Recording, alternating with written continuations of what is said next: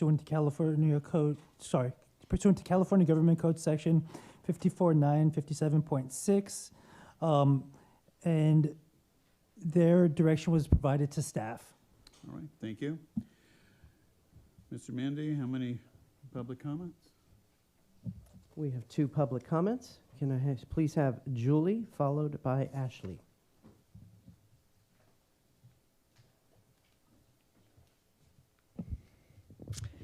Good evening, Council, former coworkers, and engaged members of the community. Tonight marks the first time that I'm in front of you as a resident, and only a resident. While I'm looking forward to whatever, when we get the staff introductions and retirements back on the agenda in March, whatever happens with my retirement announcement then, I really didn't want to wait that long. It has been a month since I have been retired from the city as an environmental resources coordinator here. Yay, I have to say retirement is great, but I care deeply about the work, and I did not want to retire from it, and I am not retiring from the work. I am just no longer working for the city of Antioch and doing your work. And while that might have seemed like it was abrupt, really it has been going on since the budget process started in January of last year. And it came to the realization that if I had to beg and plead to even get to pre-recession, finally return to pre-recession staffing levels, that I had clearly pushed as far as I could here at the city from the inside, and it was time to take more of an activist role. I am really sad that I won't be able to complete some of the things. There's a little spider here, protect all life. Some of the things that we had going on, such as our Resource Recovery Ambassador Program, our air monitors for residents, and our compliance evaluation with CalRecycle. But because I care about the work, and because, as many people here know, I love talking about the work, I wrote a 6-page transition report with links to all of the files that needed to happen and a relative work plan for now through August. I did this because since the reorg to Public Works from Public Safety and Community Resources, Environmental Resources has gone from 2 full-time positions and 2 part-time staff to 1 part-time staff. Both of our full-timers have left the city of Antioch, me for retirement, my colleagues for other jobs. And while this plan, our Resource Recovery Ambassador Plan, and our database peepers, is not a perfect work plan for the rest of this year, it is as close as I could come without a crystal ball. Because while 25 years gives you a ton of insight and an able to project things, it is not a magic wand. And so with our staffing shortages right now, and since they're going to be going on until those 2 full-time positions are reclassified, I ask the general public to please be kind to the staff person that's still covering, and the rest of the staff that are trying to pitch in, to please go to cleanercontracosta.org, which is our wonderful website for all of the programs and resources that are available for you to take sustainable acts. And if you have any general discard questions, to please visit resource.stopwaste.org in the meantime. Thank you. Ashley, followed by Debbie.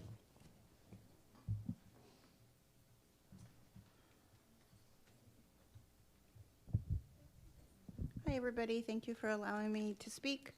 I think it's been brought to all of our attention that we have some serious problems in our community involving youth crimes.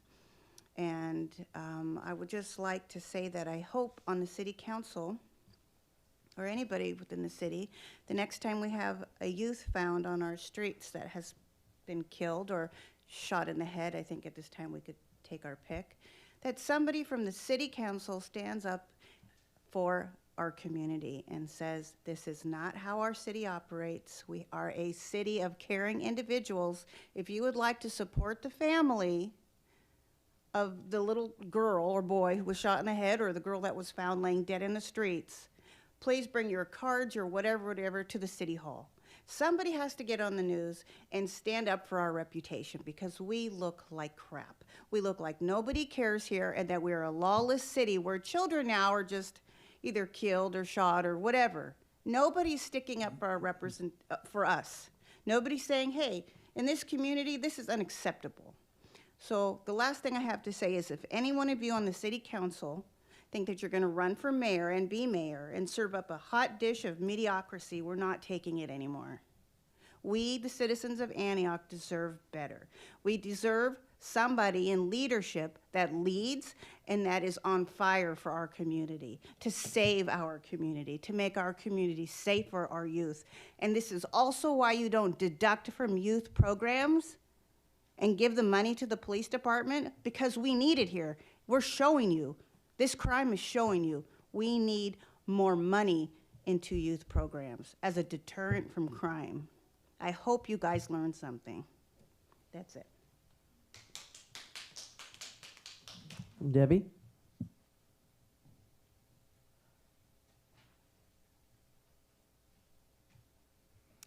Good evening, Pro Tem Mayor, Council, City Manager, and staff. Debbie Blazier with the Downtown Antioch Association. I'm not sure if this is in the public comment section, but our monthly meeting will be held tomorrow night for the Downtown Association, for all businesses out there that are listening, citizens, and concerned people that want to see a little difference in downtown area, and a collaboration with the organizations downtown to help the downtown area. This weekend, we also have a customer appreciation for all the participating businesses that want to join in. So if you follow us on the Downtown Antioch site, there will be a reel of all of the specials of the businesses that are participating in this weekend's event. So please come and support small business in downtown, and let us know of your feedback on what you'd like to see on 2026 for the downtown to help with. Thank you very much. Thank you. Are there any other? We have no further comments. All right. We will now move to proclamations. There are two proclamations listed. One, dealing with Human Trafficking Prevention Month, January 2026. The second, in honor of Black History Month, February 2026. Are there any public comments, Mr. Clerk? We have no comments. All right. Is there a motion for approval? So moved. Second. And so Councilmember Torres Walker moved, Rocha seconded. Cast your votes.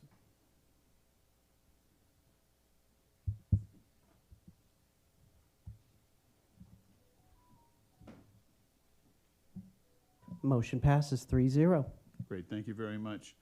Are there representatives for this proclamation for Human Trafficking Prevention Month? No one? Okay, so we will make sure that we execute the proclamation and make sure that it gets to the organization. Are there any representatives to honor Black History Month, February 2026?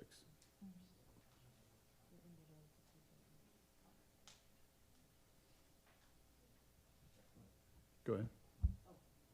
I mean, so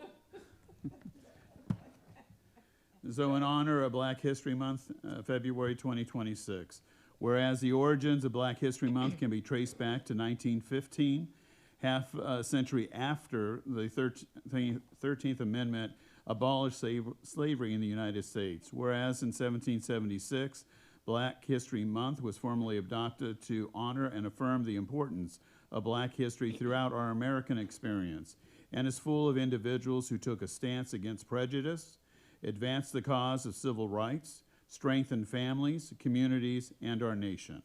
Whereas the Black History Month 2026 theme, 1 Century of Celebrating Black History, focuses on 3 interconnected pillars that honor the past, empower the future, and celebrate the present. Preserving Black history, which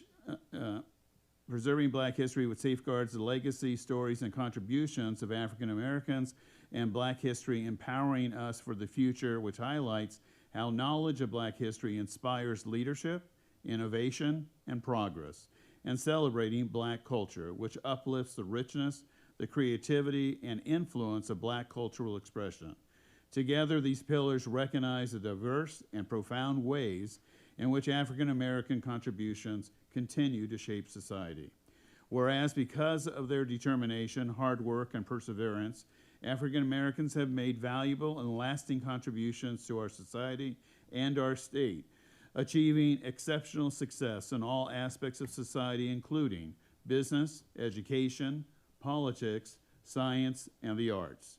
Whereas the city of Antioch continues to work toward becoming an inclusive community in which all residents, past, present, and future, are respected and recognized for their contributions and potential contributions to our community, the state, the country, and the world.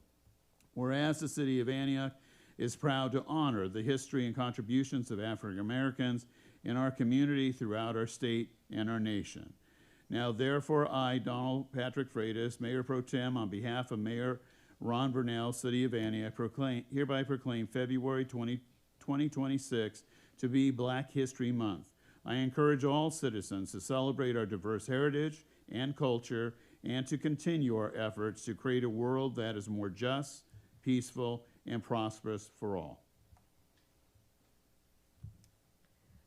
Thank you, City Council and Mayor Pro Tem Freitas, for recognizing this moment in time in history. We appreciate that from the East County NAACP. As an organization that has been in this community a long time, fighting for civil rights, working on all fronts, education, public safety, supporting our friends as they run for office. Your recognition is gratefully appreciated. And I would be remiss if I didn't give a special thank you to the mayor in his absence and to Councilmember Walker for also supporting us. In order to do the work, we continually have to fundraise, and those two have offered up lunch with them for an hour at our upcoming crab feed. That's this Friday. So if anybody would like information, please see me for flyers or tickets. We would greatly appreciate your support. Thank you. Thank you very much. Do you have the proclamation? I don't have it. Okay. No, we will get the proclamation. If you're here for a little while, maybe we can take a break and we'll go up and get it and come back, all right?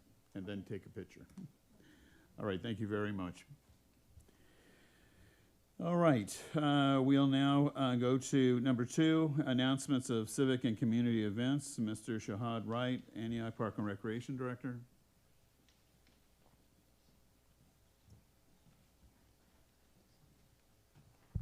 All right, good evening, council and community. So we have next Thursday, we got the Food Truck Thursdays at the Antioch Community Center, starting back again. It's going to run from February 5th to October 29th. The time is 5 to 9 p.m. And if you need more information, you can visit foodiecrew.com for the trucks that will be there every Thursday. Also, we have an announcement from our youth. ACT coming down with some youth events. If you could please identify yourself for the record. Good evening, Mayor and Council members. My name is Blaine Zodi. I'm a junior at Dozier Liberty Medical High School. I'm a part of the Antioch Council of Teens. For those who don't know what it is a program for youth ages 12 to 18 from AUSD. It provides a safe and fun environment where we can plan community service events, be civically engaged, and gain resources and information from all the opportunities Youth Service Network has to offer. We encourage youth to join by emailing youth@antiochca.gov. Public safety and community resources, Houses Youth Services Network. There are a couple of events coming up we would like to share with you. On February 11th, there will be a housing think tank at the Antioch Community Center. This is an event that will bring together people closest to the issue and develop possible solutions. The second event is an informational immigration event called Your Rights, Your Power. This will be on Wednesday, February 4th from 6 to 7:30 at Antioch High School. We welcome and encourage everyone to join. If you have any questions, please call 925-779-7082. Thank you. You did a very good job. Thank you. She will doing all my announcements moving forward. Ms. Cabral, do you want to elaborate on the housing think tank? Ms. Cabral is the Director of Public Safety and Community Resources. Thank you, and good evening, everyone, community members, council, city manager.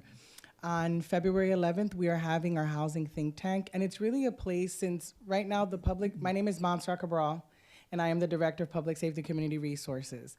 The department currently houses youth services, housing division, and violence intervention and prevention. One of the things that we're trying to build up, thank you HR for doing such an amazing job with recruitment because we're on our way. But while we're on our way, the community still has needs. So we've decided to have a housing think tank. This will be the second one, February 11th at the Antioch Community Center. And we invite advocates, community members, people with lived experience to come share their ideas so that we can come together and think of a plan and how we could support each other. And it starts at 6 to 8:30. And 6 to 8:30? 7:30. Okay. And dinner is always provided because I believe in feeding the belly. Thank you. Thank you very, very much. Any other announcement of civic and community events? Not seeing any, we'll go on to announcements of board and commission openings. Mr. Mandy? Thank you. The following is an updated list. Any interested resident is invited to apply for the following vacancies by 5:00 p.m. on February 27th. The Board of Administrative Appeals has 2 full-term vacancies expiring March of 2028 and 1 alternate vacancy, a 2-year term. The Parks and Recreation Commission has 1 partial term vacancy, which is expiring in March of 2028. And the Sales Tax Citizens Oversight Commission has 1 partial term vacancy expiring March of 2026. The Antioch Police Oversight Commission has 1 partial term vacancy expiring November of 2026. And the General Plan Advisory Committee has 7 available vacancies. To be considered for any position, please fill out an application and email it to the City Clerk's office. Printed applications are also available here at City Hall. Please email the completed application to the City Clerks by the deadline date listed above.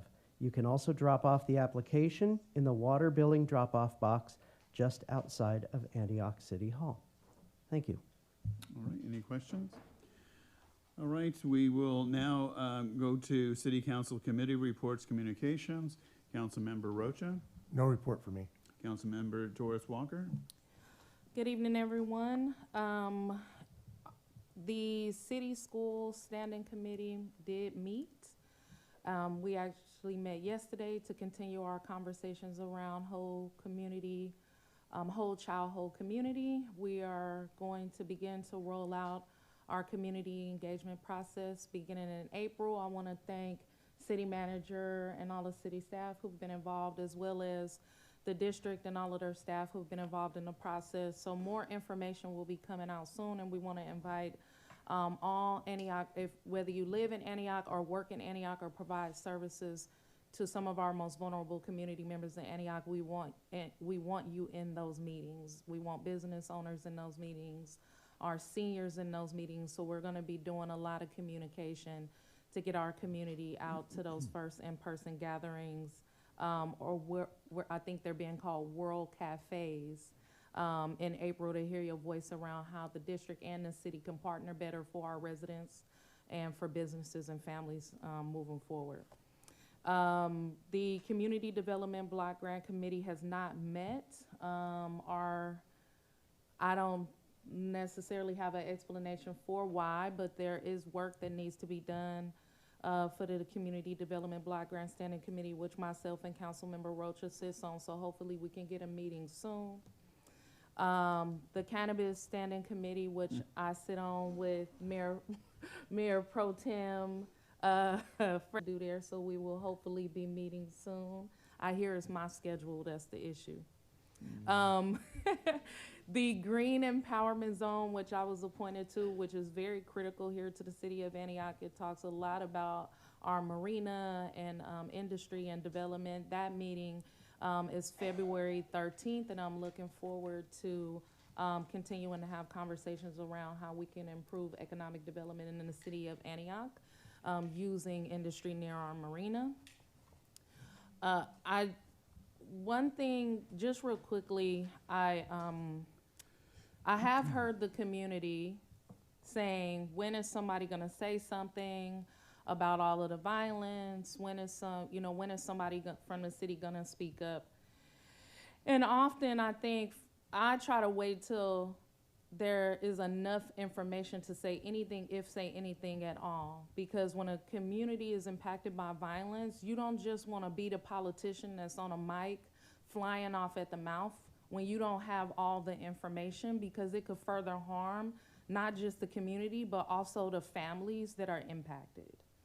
And what I will say is that I have been in contact with the city manager to schedule meetings, because the former council approved a slew of traffic calming measures across the city after, I don't know if everybody remember, but it was a group of children on Sycamore who was killed as a result of a reckless driver. Many people have been killed in our city as a result of reckless driving.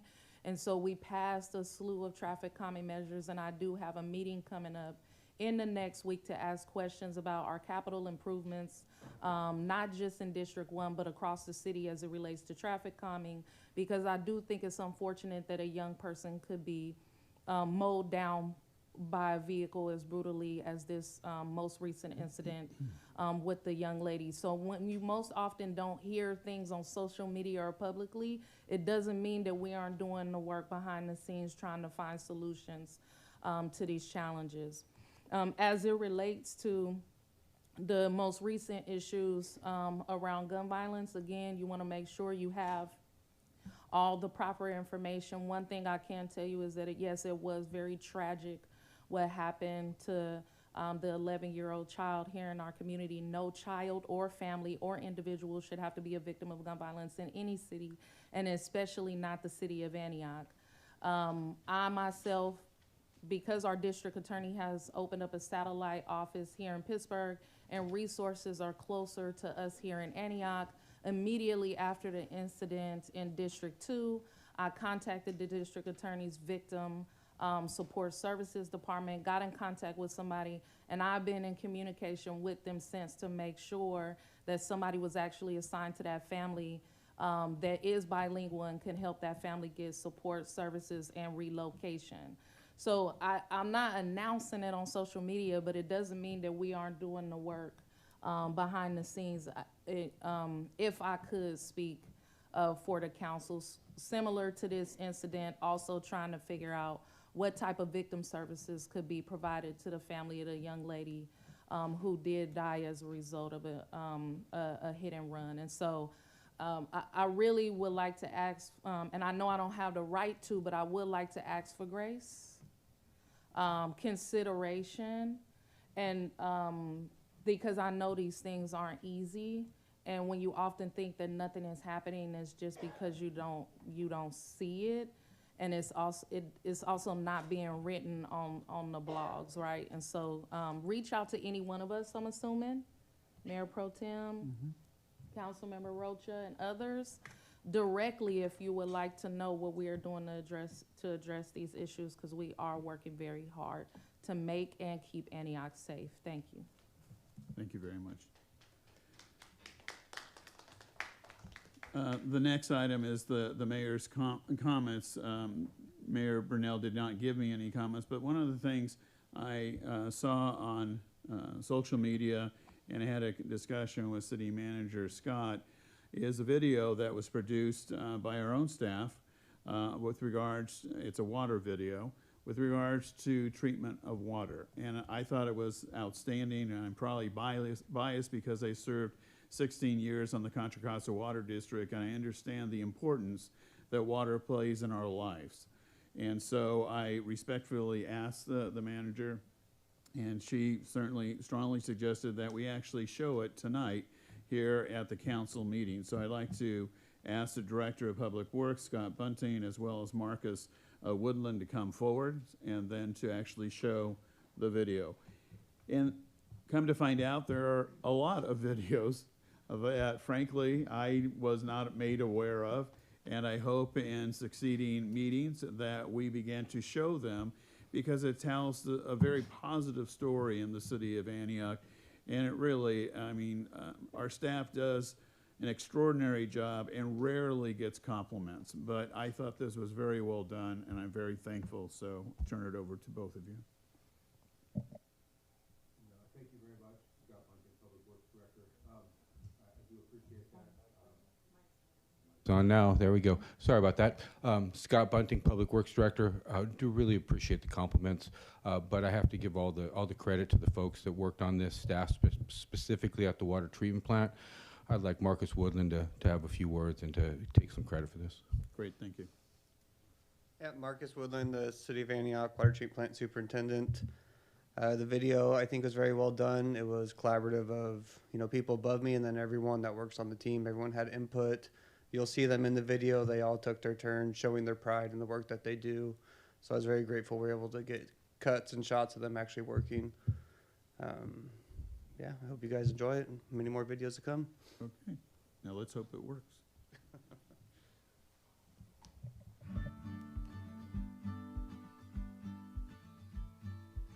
Water is life. It connects homes, schools, and neighborhoods, supports local businesses, and keeps Antioch thriving. Providing clean, reliable water here is a daily job and a story worth knowing. Antioch maintains its own water system. The city is responsible for sourcing, treating, and delivering water to homes and businesses across the community. Antioch relies on two primary sources. Water comes from the Delta under the city's appropriative pre-1914 water rights, and the city can purchase water from regional partners when needed. In dry years, purchased supplies can be curtailed and prices can rise. Antioch's water rights and new investments help reduce that risk. When drawing water from the Delta, Antioch uses advanced fish screens at its intake facilities to protect aquatic life. These specialized screens operate at a low intake velocity, allowing fish and other aquatic organisms to swim away safely while preventing their entrainment into the water system. The screens use a fine mesh and a controlled approach velocity, typically below 0.2 feet per second, to minimize impingement, ensuring that even small fish and larvae can avoid being trapped. This design complies with environmental regulations and reflects Antioch's commitment to balancing its water needs with preserving the Delta's delicate ecosystems. Intake pumps then move water to the treatment plant. Some raw water is stored temporarily in the reservoir at the Lone Tree Golf Course. This reservoir acts as a strategic reserve, allowing the city to manage supply fluctuations and meet peak demand. Stored water can later be pumped to the treatment plant as needed. At the plant, water goes through proven steps. Coagulation and flocculation make tiny particles stick together. Sedimentation slows the water so those particles settle out. Finally, a small dose of disinfectant is added to eliminate bacteria and viruses, so the water is safe to drink. Antioch has also built the first municipal desalination plant in the area. The facility treats brackish delta water when salinity rises, keeping the city's delta water rights usable even when tides and drought push in salt. Before salt removal, the water goes through coagulation, flocculation, and filtration to protect the reverse osmosis membranes. Reverse osmosis removes dissolved salts, producing very clean water called permeate. Minerals are added back, so the water is stable in pipes and blends well with other supplies. The concentrated brine is sent to Delta Diablo for permitted disposal and dilution. Multiple RO trains operate independently, adding resilience. Quality is verified beyond the plant. City crews collect samples every week from sites across Antioch, and certified laboratories confirm results. Ongoing monitoring shows the water meets or exceeds all state and federal standards. Water rates within Antioch may vary depending on the zone in which residents are located. These zones reflect differing costs associated with delivering water across the city. Factors such as infrastructure maintenance, pumping requirements, and operational needs influence these costs. Once treated, water is stored in tanks around the city. Those tanks use gravity to keep pressure steady, even during high demand. Water protects health, supports safety, and fuels the local economy. Through planning, investment, and constant testing, including the new desalination plant, Antioch is building a reliable water future for its residents. Thank you for taking the time to learn how water gets to every tap in Antioch. Together, the community can value and conserve this essential resource.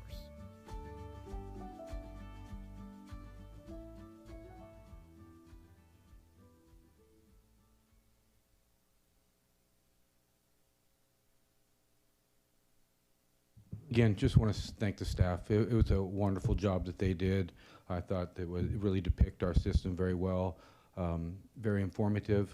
And if anybody does have any questions here or in the audience, feel free to reach out. It's something we'd love to talk about, especially our new desalination project or plant.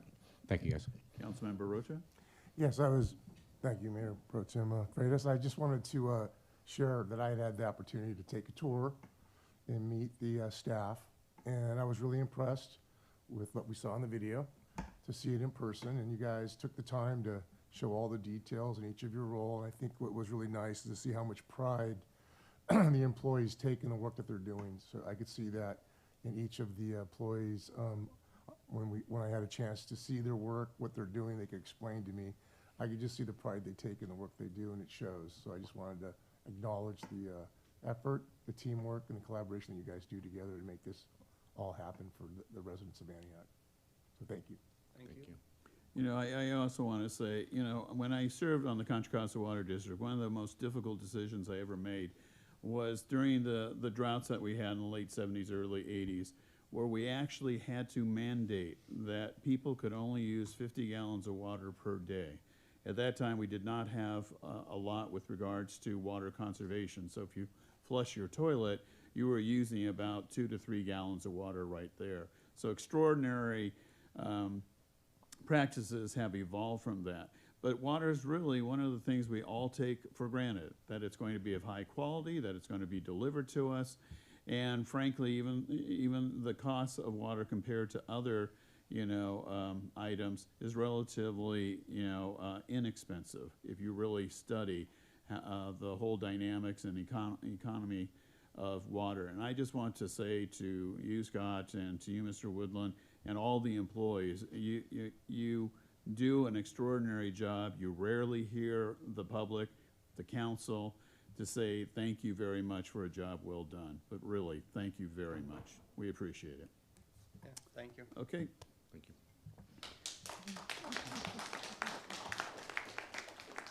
The next item is presentations. There are going to be three presentations.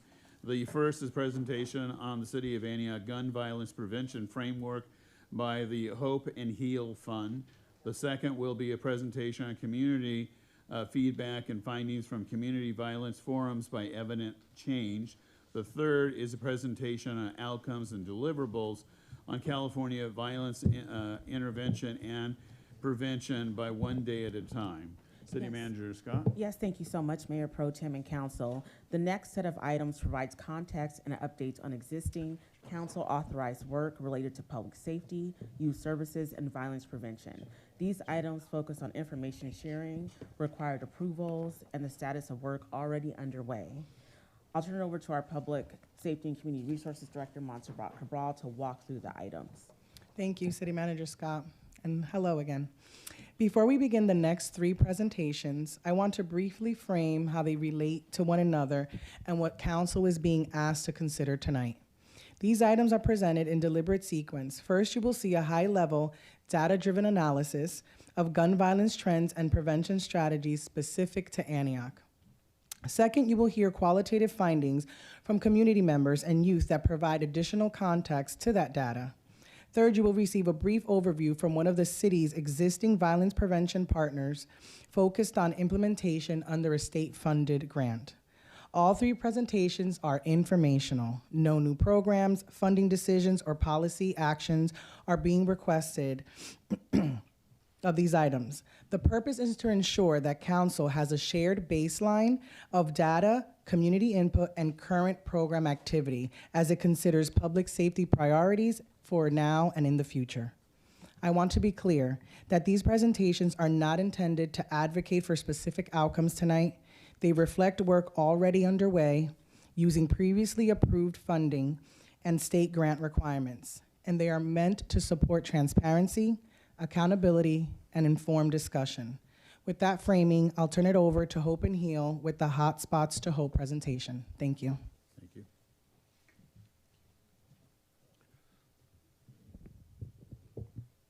Okay.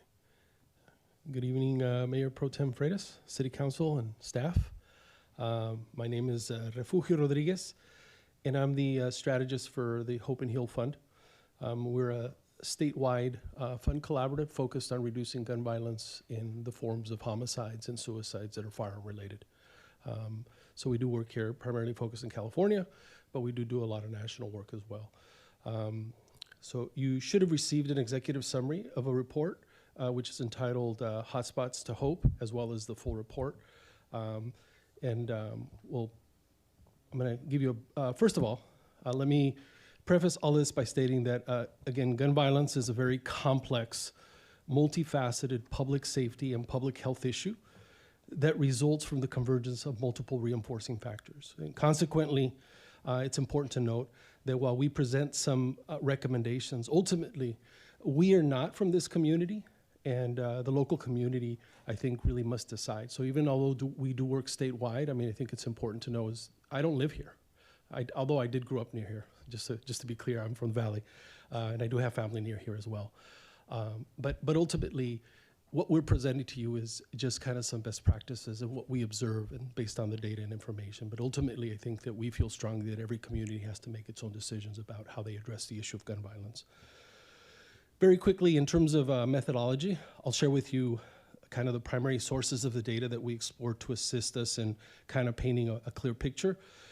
Now, while some of you may have seen some of this information in various forms, from our standpoint as an organization, we attempt to draw on different data sources to provide a very clear picture of what's going on in communities.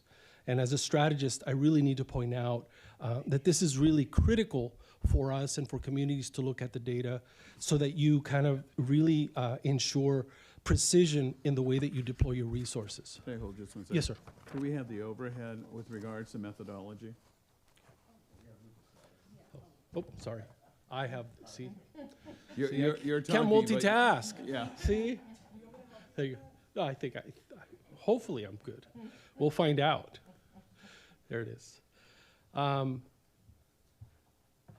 Again, we employed a kind of a multi-source methodology to prioritize California's leading community violence intervention frameworks. We also incorporated comparative insights from national models that work, and we relied on really five primary sources. One was longitudinal city of Antioch gun violence data from the National Gun Violence Archives. And again, these are nationally collected data. Unfortunately, in the United States, we have to rely on gun violence archives because there is an inconsistency in the way data is collected, and sometimes we can find county data. It's very difficult to find city data. And so gun violence archives collects data. What they do is they run through any reports, any news articles, any newspaper reports, and identifies what that is. Now, it is a low count, but I keep in mind that that would be a low count. It would probably be much worse if we were far more accurate in terms of collecting data. But that is a data source that is really heavily relied on, that's very helpful to provide insights, particularly into small cities and communities where typically we don't see that across the country. We also looked at census and geospatial analysis data. GIS is something, you'll see some of these maps, you've used some of these maps before, geospatial mapping. That also gives you very clear precision if you have the XY coordinates And again, for this community, I think you all know that it's isolated to like probably a 2-3 mile square radius in terms of the concentration of violence that you see historically over the last 10 years. We also looked at the, data from the California Department of Justice gun reports. DOJ has initiated a process of collecting and tracking a lot of data around illegal guns, particularly in trafficking. Also very helpful because, again, significant contributing factor to gun violence is access to firearms, especially for young people and people who are prohibited from accessing firearms. We also looked at national CVI best practices, frameworks, and academic literature. Again, in a lot of communities, when you look at places like Baltimore, even Fresno and Bakersfield, in the last 5 years, they've done they've been considerably successful in reducing homicides that are firearm-related, street violence, through some of these initiatives. So we did look at some of that data. Baltimore specifically is probably the most prominent successes that you see nationally, whereas had one of the highest rates in the country and has almost eliminated gun violence in that area. So we looked at some of those practices and what they've done as well, and that's included in the report. And then again, some local stakeholder engagement and practices, again, looking at some of your existing providers and talking to them in terms of what they're doing as well. Those are the sources. Now I also have with me Mr., you want to introduce yourself? Yeah. Mayor Pro Tem, members of the council, my name is Saul Serrano. I'm a program officer with the Hope and Heal Fund. And prior to being with Hope and Heal, I also did a lot of community violence work for lots of years with many jurisdictions and cities as well. And I'm going to go over some of the recommendations. I'm going to take some of the data, we took some of the data that Cuco was referring to in the methodology and evaluated the data, the hotspots that you have in the full report, the maps are there. And so what happens next? You know, what comes from that? And that's the recommendations. And so the first one, really looking at these recommendations from what neighboring cities did that have had good success rates, including like Cuco mentioned, Baltimore, Oakland, Richmond, Stockton. And the first one is hire and deploy 5 to 7 trained community violence interrupters who will walk the streets of the Sycamore corridor to mediate conflicts before they turn into shootings. So it's the prevention but also intervention piece, because these people will be very close to where things are going to be happening. Recommendation number 2, station trained counselors at local hospitals who will meet gunshot victims at their bedside and provide 6 months of support to prevent retaliation and re-injury. And these two, again, these two recommendations are really critical where you have high incidence of retaliatory violence. This is the proven intervention where you de-escalate for a couple of reasons. It's looking at the de-escalation of retaliatory violence, 1 homicide that leads to 4 homicides within a year. So you kind of eliminate for the 3 that are coming after. The other part of it is also taking advantage of something that happens to humans, which is there is a window when our mortality gets challenged, we realize that we're mortal. And there is a small window that we can take advantage when people are shot, when they realize that maybe this isn't the way I want to be living my life. And so these 2 interventions really take advantage of those kinds of interventions and the realities of what you're dealing with. And well, we really call these interventions, but again, we're going over these and not saying this is exactly what you need to do as far as the specifics of the programs, but these elements are very important to address what is happening here in Antioch, given the data and the numbers that we reviewed. And so, you know, they're all equally important. There's not one that is more important than the other. However, to what capacity each one gets prioritized, that's a different conversation. Recommendation number 3, ban the possession of ghost gun parts and kits in Antioch while offering cash buyback for untraceable weapons, not just weapons in general, but very specific to ghost guns that make up 1/3 of the crime guns involved in Antioch or the state of California as well. Recommendation number 4, identify the 50 people most likely to shoot or be shot and provide them with 18 months of intensive mentorship, job training, and financial support to change their lives. This again, all of these come from cities that are doing this already and have very good, effective results in decreasing their firearm violence.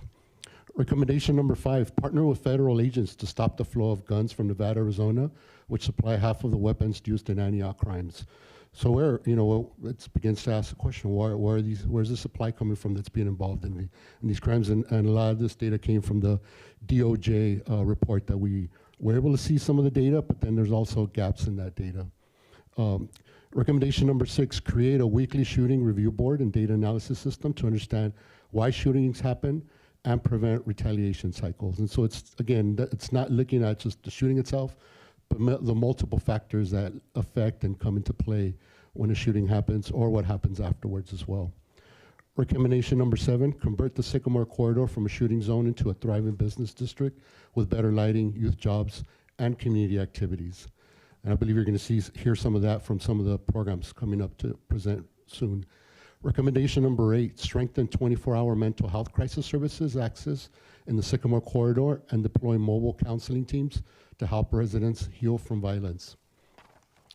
And this was very important. I should share really quickly, you know, when the shooting happens, there's a lot of, most of the time there's resources, and then after that, those fade away as time passes by. But it's really important to keep the finger on the pulse, keep it consistent, and keep those being a priority, not just when there is shooting, but also when there isn't shootings. Again, we've seen the 10 years, and it's not like shootings have decreased. They have actually increased in Antioch, and so therefore that is a very important piece to it. Recommendation number 9, create jobs and job training opportunities for young people ages 16 to 24 in gun violence hotspots, giving them alternatives to street life. And what I will say with that too is, you know, we sometimes don't want to demonize youth, and sometimes we point the finger, but it's, you know, the purpose of this one is really investing in youth, so that not just today we stop some of the shootings, but also in the future. Recommendation number 10, launch a safe storage awareness campaign, providing free gun locks and secure storage options for all firearm owning households, reducing accidental shootings and youth access to weapons. Recommendation number 11, create a city health and safety index combining firearm data, health outcomes, and economic indicators to guide precision investments and ensure equitable prevention resources. And when I was beginning to share, I think one of the important things, like Google was sharing, is about being intentional and surgical with these recommendations in the areas that are those hotspots. But as well as, you know, if it's identified that there's a need throughout the city, then, you know, you have them available already. But for really being targeted and focused on where parts of the community really need this the most at the moment, as well as investing in the future. And the last one is really important because certainly as a collaborative fund, we support strategies and efforts across the state, nonprofit agencies that do this work. And without data, it becomes very difficult to say we're going to do this. And that piece is really important in terms of the data, in terms of what you collect, especially when you look at some of the recommendations around tracking firearms. It is atrocious that a young person, a 15-year-old, let's say, killed another 15-year-old with a gun. That is a problem. But a bigger problem that we need to, and a question that we need to ask ourselves is, how did that young person get access to that firearm? And how do we stop that? And so for us, a significant factor that sometimes, that is within the locus of control of city government, electeds, and others, is looking at and tracking how guns are getting into your community. You know, the example that I give people is, I work a lot in Santa Barbara, and I tell people, if I trafficked a firearm in Santa Barbara, in Montecito, and a young person there killed another young person, how long do you think it would take before I got arrested? Not very long. Yet in some communities in California, people have been trafficking firearms to poor communities for a very long time and have never been held to account. The DOJ data is very clear that about a quarter to a third of the firearms are actually purchased in California and trafficked in California without any additional sale. So it doesn't eliminate 75% of the rest of the firearms, but making it harder for people to have access in your community, I think, becomes a real important part of it. And collecting as much data as we can about where, how, and who, and where they got all of these things is very helpful.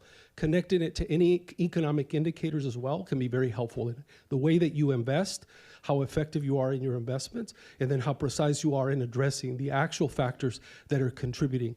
So although we feel that there are a lot of contributing factors to gun violence, we're very clear that not all of them are weighed equally. And sometimes, even the ones that we don't think are the most obvious can be the ones that can give us significant success. And I think the one that we see that's the most untapped is looking at data and tracking guns to where they're coming from. I can tell you that in Oakland, we're doing some research right now.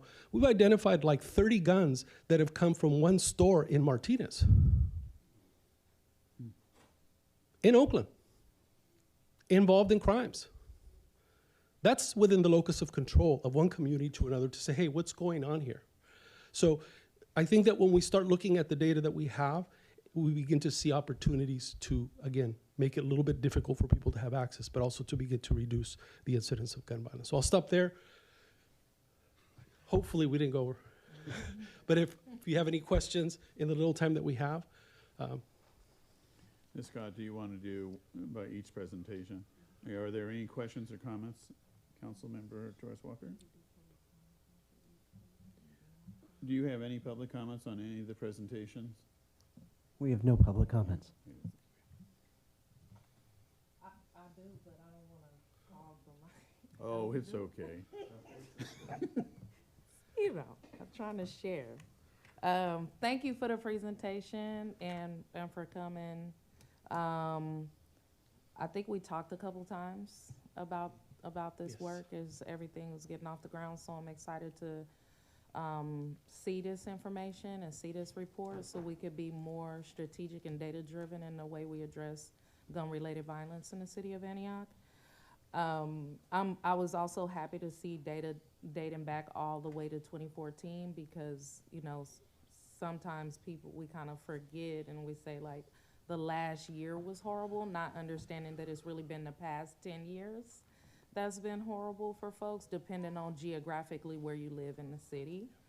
And also when we look at crime data, sometimes, you know, whether it's a former mayor or the current mayors normally say violence is down, but that's because they're looking at the data around violence being down all over the city, where some neighborhoods violence is never down. And so being more strategic and focused in hotspots, I'm glad that you all brought that information. I would like to say that as I looked at these recommendations, the city is at least in this current moment taking on 6 out of the 11 recommendations that have been made out of this report. Some in full and some partially, but in some way, 6 out of the 11 recommendations are already happening in the city. I think there are the recommendations around the City Health and Safety Index is also something I'm very much interested in thinking about. I know the recommendation around the gun violence, like weekly shooting review boards around data. I remember having this conversation in Richmond. I don't think it was necessarily a board, but we did that under our ceasefire initiative where the community would meet with the police department on a weekly basis and service providers and review shooting data and talk about how to engage in initiatives. I am interested in hearing more about how could that work here in the city of Antioch, considering that we're going through addressing structural deficits at this moment, some staffing shortages. And so what can we do in the short term to get us to like the long-term strategy around something like that? And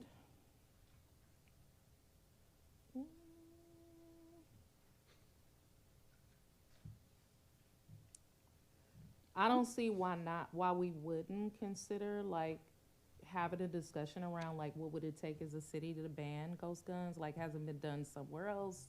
Is there some other city or municipality that has done something like that? Is it data that shows that it actually decreased the numbers of ghost guns actually on those streets in those communities? I noticed the city council did pass a safe storage ordinance, so we do have something like that on the books, but could do a lot better with educating the community on what that means so you could keep guns out of the hands of young people and children, especially for those accidental shootings. And just on that point, I do want to add, probably after we're done with this report, because we've been holding off on that project, we may connect with you all because we do have access to some gun locks that we want to provide to communities so that public health centers, other facilities can kind of give them away to folks. Again, they're not the most sophisticated, but they're something.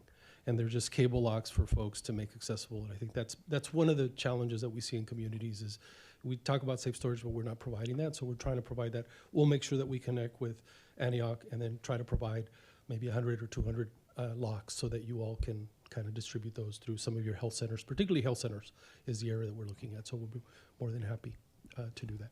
Thank you.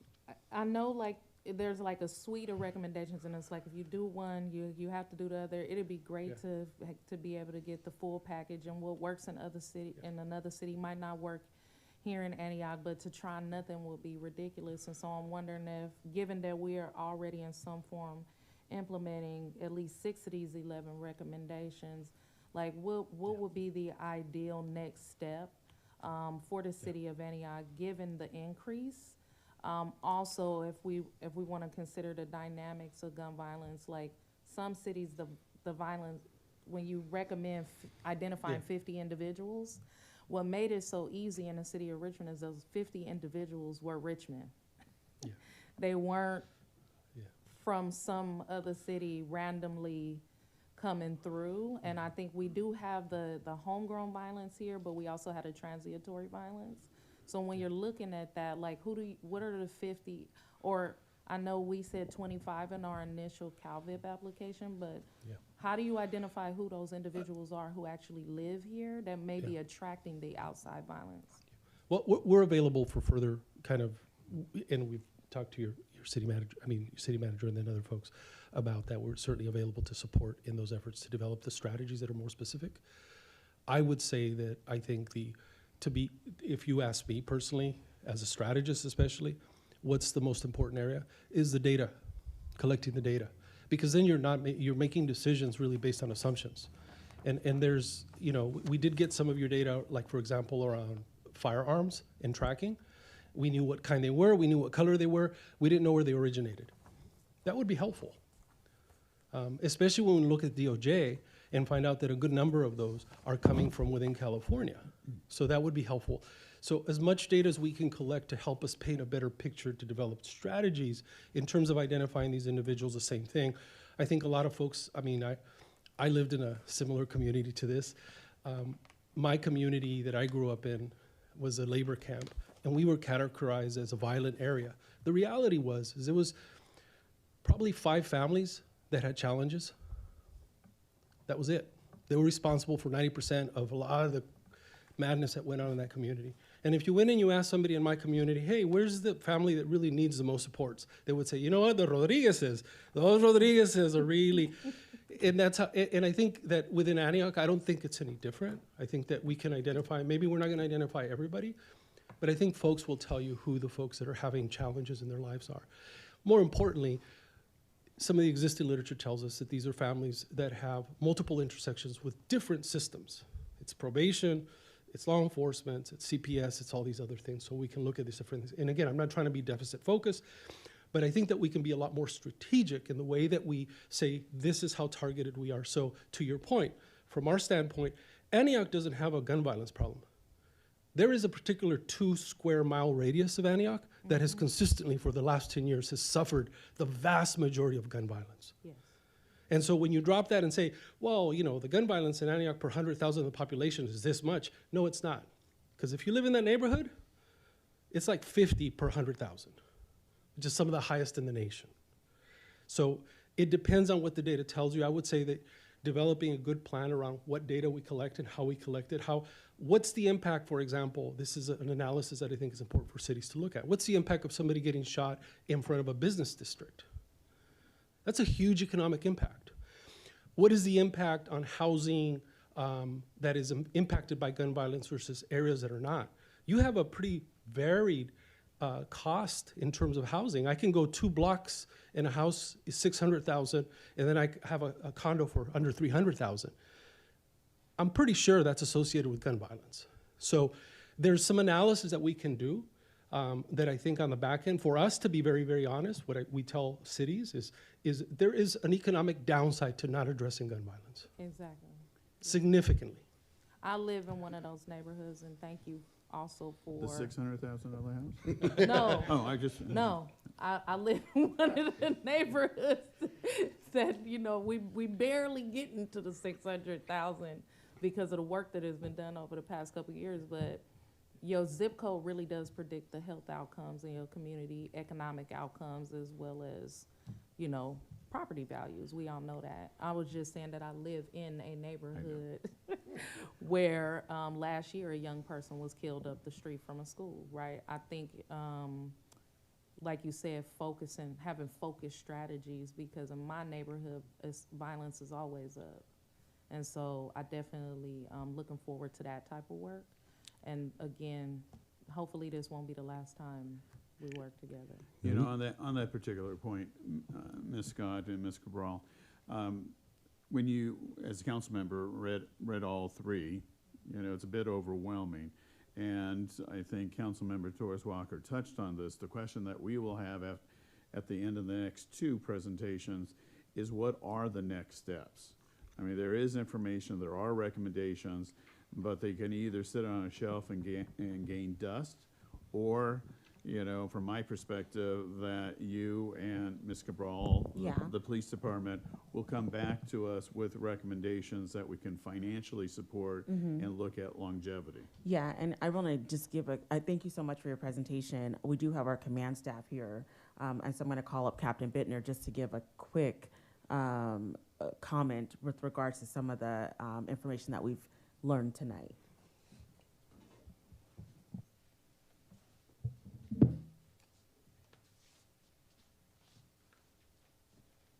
Captain Desmond Bittner. Yes, sir. Good evening, Council. Captain Desmond Bittner, filling in for Chief V. Hill tonight, who's away at a Chiefs conference.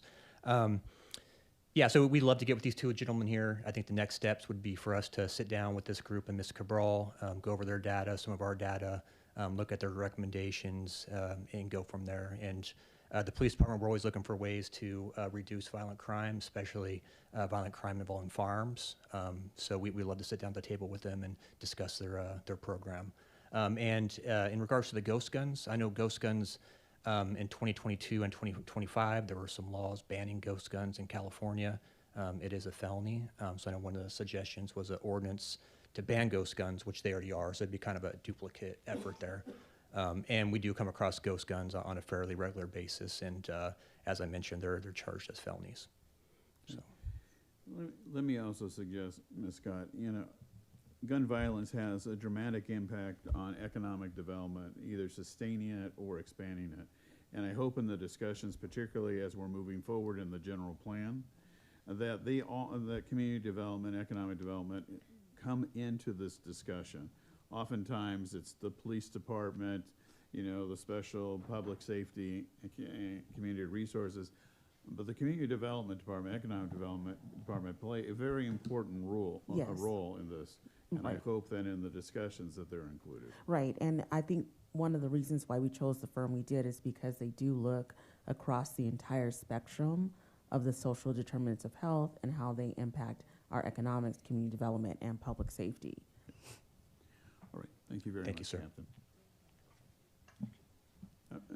Councilmember Rocha? Yeah, I just wanted to add, one thing I noticed was that, of course, there was a significant difference when you looked at 23 versus 24. I would like to know as we move forward with analysis on what changes happened from 24 to 25, because I think this is done until 24. So I'd just like to know more about did it stay consistent with the hot spots that were identified previously? Was there any change in that from 24 to 25?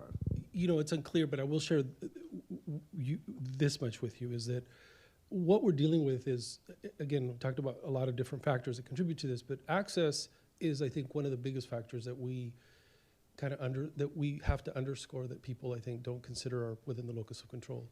And so if you all can recall, in COVID, gun stores sold out. Like, you can find a gun right before, the shutdown, you couldn't find a gun at a gun store. They were gone. Ammunition was gone, everything was gone. And that was like a 200% increase, I think, in terms of sales. A lot of new gun owners. That's a flood of a market. And so some of those guns are stolen, some of them are sold, some of them, whatever, all of that. And I think that what we're seeing right now is the after effects of a lot of that. The issue is that you have a really high availability of firearms. And so the effects of that, I think we're still feeling. We're not sure. In your county, we're talking about homicides. But I urge people to also recognize we deal with suicides. Half of the deaths in your county, in most of the country, half of the deaths that are firearm related are suicides. Elderly white males who are lifetime gun owners who live alone have some of the highest risk factors. So the equal number of homicides that you probably have an equal number of suicides. So it is all intermingled, and part of that has to do with the question you asked, which is the availability of firearms, the safety of, are they safely stored? Are there people that shouldn't, in California, the law, whether you agree with it or not, if you're hospitalized twice in 1 year, 5150 in the state of California, you are no longer able to own a firearm for the rest of your life in California. If you're hospitalized once, same, and a lot of those things are enforcement issues. One of the things that we pointed out that I will share with you that I think can significantly shift as factors to some of the questions that you're asking is that for the size and the community that you have and the concentration of where folks are in terms of poverty in Antioch, your county mental health department should be providing pretty robust mental health care and services here. You have nothing here.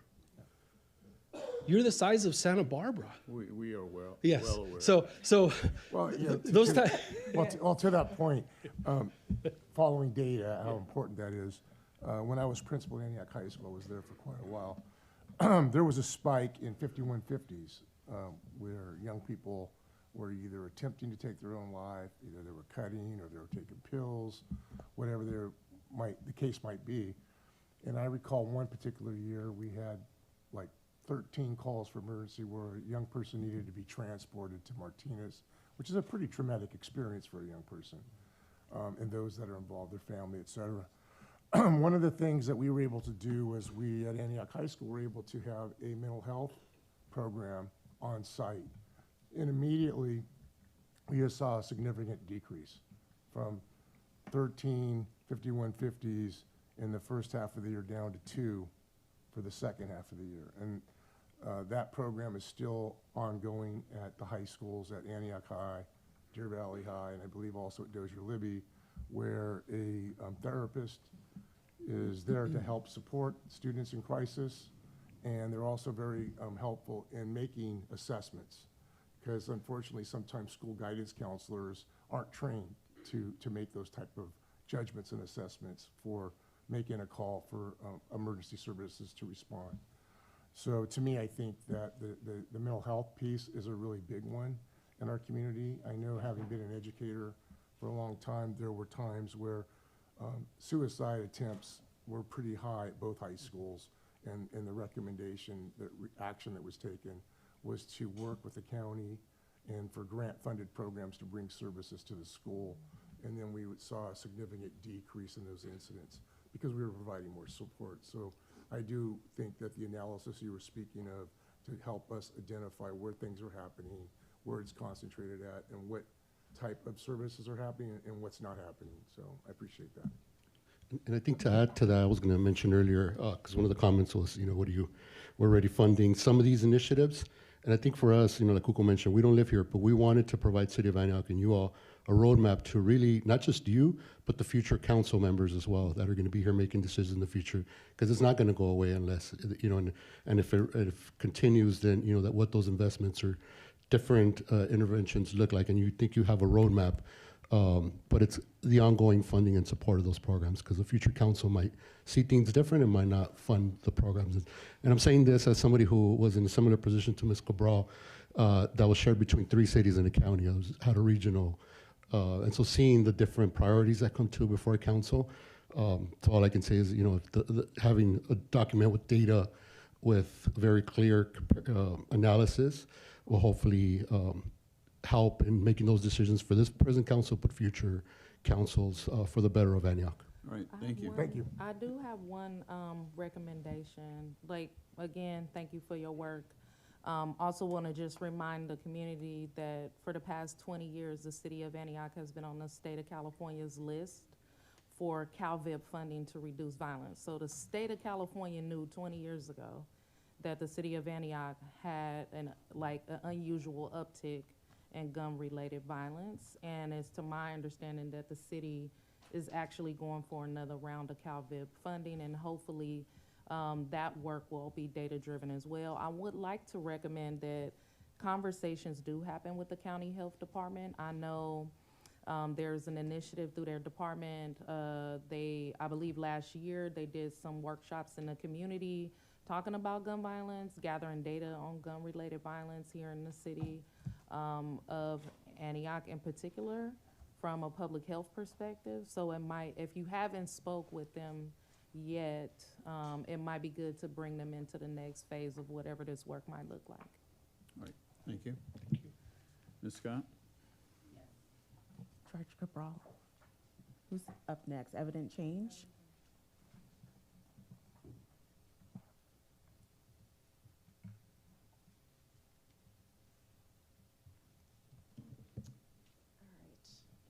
Good evening, Mayor Pro You Tem. need to speak on.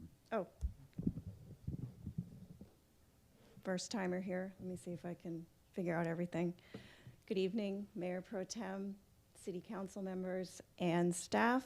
My name is Caroline Glessman, and I'm a senior researcher with Evident Change. Evident Change is a nonprofit research and technical assistance organization. We are located in Oakland, and yeah, it's not sure how to pull it up. There you go. Ah, thank you. It's all coming together. So I'm with Evident Change. We're located in Oakland, and we've been working with the Department of Public Safety and Community Resources Department to evaluate the CalVIP program. So as part of our evaluation, as Ms. Cabral mentioned, we wanted to hear directly from community members. We wanted to talk to them about their perspectives on community safety, policing, and violence prevention in the city. So over the last few months, we've had the opportunity to speak with a number of adults and youth on these topics. First, Evident Change and the city worked together to convene a community violence forum that was held in October of last year in partnership with Genesis Church, and that event brought together about 40 community members, adults, for small group conversations. After that event, we organized a youth focus group that was with students aged 16 to 18 who are part of youth leadership groups, and that took place in December. I want to thank everyone that we talked to for sharing their time and perspectives with our team, and tonight I will be sharing some of the key findings from those events. So to start off, we asked the adults and youth we talked to, what does community safety mean to you? What comes to mind when you think of a safe community? And a main theme we heard was that feeling safe in your community meant people felt secure in their own homes and neighborhoods. So that means things like being able to freely go to the park, walk around. It means parents can feel safe enough that their kids can play outside, and it means young people as well as elders feel comfortable being outside their homes. And it means that all of this can occur without being fearful of experiencing violence or harm. Another main theme we heard was that feeling safe related to being connected within your neighborhood. And that included things like knowing your neighbors, looking out for each other, and relying on each other. We asked youth and adults how safe they currently feel in their neighborhood and what makes them feel safe or unsafe. We found that people who reported feeling safe had at least one of the following things in common. They felt connected to their neighbors, they had friends in their neighborhood, they participated in community activities. That could be things like being part of a neighborhood block sale or being part of a neighborhood watch group, or they had lived in their community for a long time, or a combination of those things. In terms of where people feel less safe or have concerns about safety, Some of the things we heard included concerns about being out at night, being in specific neighborhoods, with some mentioning the Sycamore or Cavallo areas. Also, we heard things related to environmental conditions in the city, and that included concerns about street lighting, maintenance of streets and parks, and the need for crosswalks to be more visible for both pedestrians and drivers. Finally, people shared that exposure to illegal or unsafe activities like community violence, reckless driving, drug activity, all impacted their feelings of safety. We also asked the youth focus groups specifically how safe they feel at school and what impacts their feelings of safety. The youth said that participating in on-campus activities, so things like student-run clubs, that helps increase their feelings of safety and security at school. For concerns about school safety, youth reported being around or exposed to guns and other weapons like knives while on their campus. They also described fights that occurred on school grounds. Also, it's important to note that youth reported knowing about school-based violence prevention services, and at the same time, they described some limitations to these, such as how many students were engaged in the services. So now let's move on to community perceptions of Antioch Police Department. We asked our adult and youth groups about how the police department is perceived in the community, and both groups shared largely mixed views. So we'll start with the two main areas of concern that were shared. The first relates to the department's staff capacity. This is in terms of number of officers as well as officer training and experience. So for example, concerns were raised about sufficient staffing for responding to calls, for resolving incidents, and for completing documentation in a timely way. In the second main area of concern, participants described strained or difficult relations between community members and the department. And these perceptions were shaped by participants' personal experiences and the department's broader history. And generally, they led to community members having limited trust in the department. Moving on to other perceptions of the police department that participants voiced, these focus on three main areas. First, participants reported seeing more community outreach efforts from the department in recent months, such as officers participating in community events and engaging with community members. Second, participants described recent efforts by the department to improve the department's culture and capacity. This includes hiring more officers and increased visibility in the community. And third, some participants said having officers present and noticeable in neighborhoods and business areas act as a deterrent to illicit activity and helps these residents feel safer. So just to wrap up on the community feedback, we have recommendations for the police department and then for the city. And it's possible some of these recommended areas are already happening in the department or in the city. If that's the case, maybe there are opportunities for these strategies to be strengthened or increased. So starting with recommendations for the police department from the community, we asked people, how could the police department better support community safety? And the first recommendation is for the department to increase its overall visibility. While participants acknowledged the current complexity of police and community relations, they also emphasized the importance of officers having a visible and consistent presence in neighborhoods, including those areas experiencing higher levels of violence. For the next recommendation, strengthen community outreach and engagement, suggested strategies included officers increasing participation in community events, expanding outreach efforts, and strengthening relationships with young people through youth-centered engagement efforts, things like sports or recreational activities. The next recommendation is to improve transparency and communication. This focuses on the department being open with the public, providing updates in person and through social media about law enforcement response to major incidents. And then the final recommendation from the community for the police department was to enhance officer training.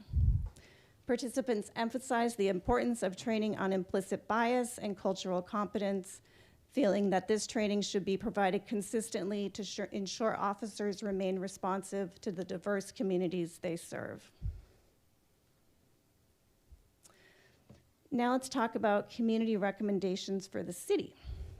And we asked participants, what suggestions do you have for the city as it continues to build a strategy to prevent and intervene in community violence? So 5 recommendations emerged from there. The first 2, which are continue and increase services to meet community needs and improve outreach efforts about available services, these focus on addressing unmet needs and connecting people with services. And a whole host of needs were described, and these include things like housing, food, mental health care, substance use treatment, employment, expanded after-school programs, recreation and sports opportunities, mentoring, including peer mentoring for youth, community centers, free or low-cost extracurricular activities, and addressing generational trauma. Regarding outreach efforts, participants described a range of available services that are available in the city. We heard a lot about what is available. However, some residents may not know where to go for help or how to qualify for assistance. So this suggests the need for targeted, proactive outreach to connect with people who, for example, may be unhoused, struggling with mental health challenges, experiencing or witnessing community violence, or distrustful of systems. Also, participants said that both outreach efforts and services themselves should be culturally responsive, including having appropriate language access and employing staff who reflect the community. The next recommendation, which is strengthen cross-system collaboration, focuses on increased coordination among city agencies, schools, county systems, nonprofit providers, faith-based organizations, and community leaders.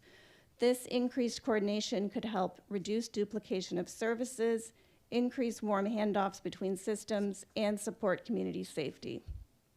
This approach includes having trusted mediators, credible messengers, and community advocates who can bridge gaps between residents and systems. The next recommendation is to invest in community violence intervention and early prevention efforts, including within schools. So for this effort, participants emphasize the need for multi-pronged coordinated approaches. These are things like social emotional learning, restorative practices, alternatives to suspension, street outreach, and community-based conflict resolution. And then the final recommendation for the city that we want to share, youth in particular suggested the city could host a community event focused on gun violence education and awareness. For example, including explaining the significance and consequences of gun violence. So that wraps up the recommendations and the overall findings we want to share. I do just want to note that, as I'm sure you noticed, some of these recommendations do echo what the Hope and Heal Fund team shared as well. So thank you for your time. If you have any questions, happy to answer them. So, Ms. Glissman, I do have a question. When I read your report and these overheads about visibility of police officers, and that's a positive, not a negative, strengthening community outreach, a very controversial issue in this city, and it's unfortunate, but it is different between the City of Antioch representatives and the Antioch Unified School District representative, and that is placing SROs, school resource officers, on campuses. Mm-hmm. So I'm just curious, as I read your whole report, it would seem to me that placement of SROs on campus would almost tick off every single one of the recommendations that you had with regards to police and community. And I just wanted you to please address that and give us your opinion. So no, we didn't specifically hear a recommendation to place officers on school campuses. No, I understand that. But on one, you know, when you talk about participated, we need more community outreach by the police department. Well, there can't be even greater outreach if somebody's actually standing there on campus, you know, and providing a very positive role model. And so if you want to not answer the question, I understand. But to me, as I read this, it's an argument to place SROs. And I know it's very controversial in this community. So. And I think that it's something that could certainly benefit from additional discussion. I do want to emphasize that these were not evidence change recommendations. These were based on what community members shared at these events. All right. Councilmember Rocha? I was just going to thank you for the feedback, because I do feel like it's a very good snapshot of what our community has brought up as important issues to address. It's nice to see that some of the recommendations are goals that we have established for our local police department about transparency, visibility, strengthening community outreach. And even though we don't have an SROs on school campuses, when I was a principal, we did, and I saw the value in that. But we also, Councilmember Torres Walker and I sit on the city school standing committee, and it's nice to see some of the recommendations are things that we're trying to work towards. And when we look at cross-system collaboration, how we can work together, talking about after-school programs, how can we support those types of services and share our resources, whether it's gymnasium space that the city doesn't have but the schools do, examples such as that. Also, in looking at on-campus services, I spoke to mental health earlier, that the schools have invested in restorative practices and having social emotional learning programs across the district. So there's a lot of initiatives that the district has taken on, and I do think that some of the recommendations you have listed here, I think, are on point with some of the things we're doing. So it's nice to see and read that some of the things we're working towards seem to be going in the right direction. We did sit in, I sat in on with the superintendent of schools, a new superintendent, had a discussion with various city organizations, parents, stakeholder groups, and so I was one of the representatives along with our city manager, Bessie Scott, and city council member Wilson, and the chief of police. And one of the things that came up about the SROs is, even though we're not at a place where SROs are on the table, it was clear in the conversation that Chief Vigil, his department, and the request and the ask for many of the schools, principals and administrators and teachers, is that could they potentially have more outreach, like officers coming onto campus for after-school programs, having lunch with students, doing programs like Pell. So I do think that there are some steps moving in the direction of trying to develop positive relations with law enforcement and getting to know who the people are that work in your neighborhoods or in your schools. So it is nice to see that we're taking steps in the direction by some of the recommendations that you've shared. So thank you for sharing your feedback. Oh, thank you. Thank you for the presentation. It's also good to see you. We've seen each other a couple of times in Richmond. Yeah. One question I have is also, I don't want to interpret what all of this means. It seemed like you had some notes that kind of stated, some notes that we don't have here, that actually stated what young people and was very explicit about what people wanted. I think it'd be important if there's some way we can get those additional notes, because it is easy to assume that young people mean SROs, but you made a statement where they didn't mention that at all. And so it'd be good if we actually exercised whatever strategy we're gonna take within the voice of the community and not our own interpretation. So I would like that. I also sit on the city schools standing committee, and am not a supporter of SROs in schools, but definitely more mental health services, more counseling.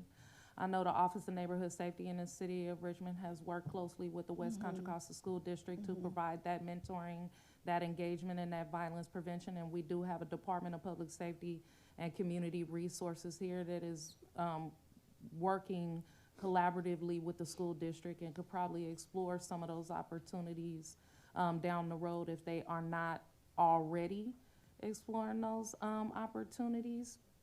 I think it's important when we talk about violence prevention and intervention to do what we know works.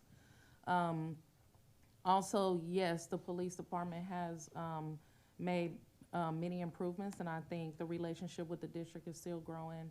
And I don't think there's anything wrong with providing more additional supports for after-school activities and things like that when the district is lacking security. I will say that with the district already paying for armed strategic threat management services, which are already armed guards on school campuses, and then we add additional police with guns as well, I don't think that reduces the risk to young people rather than increase the risk. But I definitely get the community's desire to start to bridge the gap in relationship between the police department and the community after the last devastating 3 years that we had, and those relationships are pretty much fractured and trying to be rebuilt at this point. I would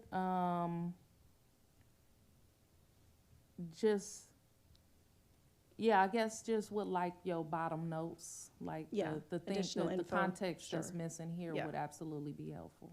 Absolutely. Thank you. We can share that. All right.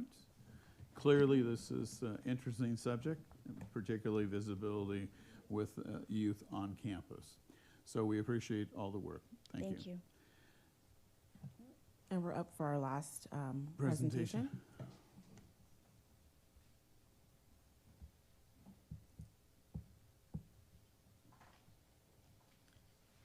Hello, everybody. You guys keep everybody awake by keeping us cold. I'm freezing back there. Good evening, Mayor and Pro Term Mayor Freitas and council members.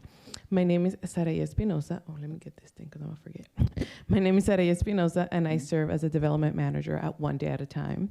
Currently a special assignment as program manager for Uplifting Peace. Uplifting Peace is a CalVIP-funded violence intervention stabilization program focused on individuals at the highest risk of being involved in gun violence. The program serves participants ages 15 to 32, and follows the advanced evidence-based model specified in the grant. Participants receive intensive outreach. Oh, I think I'm over here. Receive intensive outreach, daily engagement, crisis intervention, and individualized planning through trained neighborhood change agents. With lived experience, each participant works through a life map to address stability in areas such as housing, employment, education, and behavioral health. Today, we'll focus on the outcomes and current implementation status. As of today, the program has produced the following outcomes. 19 total participants have been served, 16 currently active participants, 1 participant was safely relocated, 29 documented interruptions of potential violence incidents, 4,648 hours of outreach and engagement. 95% of our participants remain free from gun-related arrest and victimization, and 100% of our participants remained alive and not involved in gun violence. The outcomes are tracked and reported in alignment with the CalVIP requirements. Participants are individuals with documented risk factors for gun violence involvement. Approximately 90% have had a prior incarceration history. Many enter the program under either probation or house arrest. The majority reside in Antioch's most impacted zip codes. I'll share a brief example of how our intervention translates into outcomes. This is one of our participants. He's a 31-year-old father of 4 with 1 felony conviction and has been in the program for 10 months and has made incredible progress.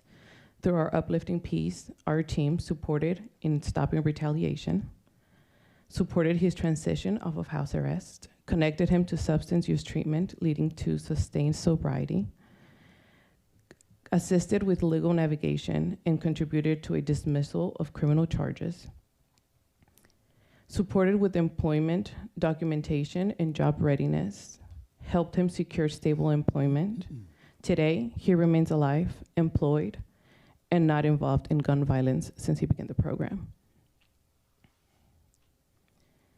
In addition to individual intervention, the program all includes structured community engagement activities required under the grant. These include rapid response following shootings, coordination with community partners, and outreach focused on de-escalation stabilization. All activities are documented and aligned with the grant deliverables. Independent studies estimate that fatal shootings carry significant public cost. While prevention outcomes cannot be attributed to one single program, violence interruption contributes to avoided harm and reduced system strain. The program is designed to complement, not replace, traditional public safety response. Uplifting Peace is operating as a designed under CalVIP grant with documented outreach, intervention activity, and outcomes. We remain focused on accountability, compliance, and continuous improvement. Thank you for your opportunity to provide the update. All right. Ms. Espinoza, I do Yes. have a question. Of course. Since the council changed a little over a year ago, we've had several presentations from ODET. Correct. And the number seems to be at 19. Yes. So here we are over a year later, and the number still is 19. Yes. So I'm just curious, is that the maximum number? How are we bringing more people, especially new people, into this program? Because it seems like we're stuck. Correct. No, thank you for the question. I think that is something that we were working on last time that we spoke in amplifying our staff, because obviously we need a larger staff. Given even research, we need about 5 to 7 NCAs out in the community. We currently have 2. So based on that volume, we have to be provide the fairness to all of our participants, given the staff that we have. As well, with the CalVIP delays, there was a process where we were kind of wondering where the CalVIP grant was gonna go due to federal funding and the hiccups that were happening. So around November, we had to kind of pause and see, can we recruit more people? We didn't want to recruit more people and then tell them, given December, this is over. And we didn't want to do that. So because of the federal grant and where it stood as a CalVIP grant, we kind of were waiting to see how it was going to move forward for us to be able to continue to implement the outreach and the engagement to bring in more participants into the program. So the 19 that you have, do we simply assume that they're just going to continue? So we have 16 active participants. 2 of them graduated from the program. And our goal is for them to continue, yes, for the remaining of 18 months. The program has been going on for about 2 years, give and take. So some of them are continuing. We're in the process of graduating some. So as the program develops, we're gonna let go as they're graduating and be able to bring in more into the program. Some are gonna graduate, some have left, you've had a success. So there is capacity. And so how do you recruit? How do you do the outreach to bring people in? Of course. So we're actually in the process when we didn't know if to recruit because of where the grant was standing. We were still supporting participants, meaning we were still giving resource to the community. We were still offering support when it comes to job readiness, for example, or resource if they needed. So our goal is to continue to be engaged in the community in all aspects, to be a familiar face. So when these participants are ready to join a program, not everybody's ready at the same time, but for them to be able to still come and we can bring them into the program through the process to be able to support them in that transition period in their life. But not because they're not participants, we're still supporting the community. We're still out there, we're still giving resources even to people that are not active fellows in hopes to make them fellows. Okay. Other comments from council? Thank you. Member Torres Walker. Just thank you for the work and the numbers. I know the initial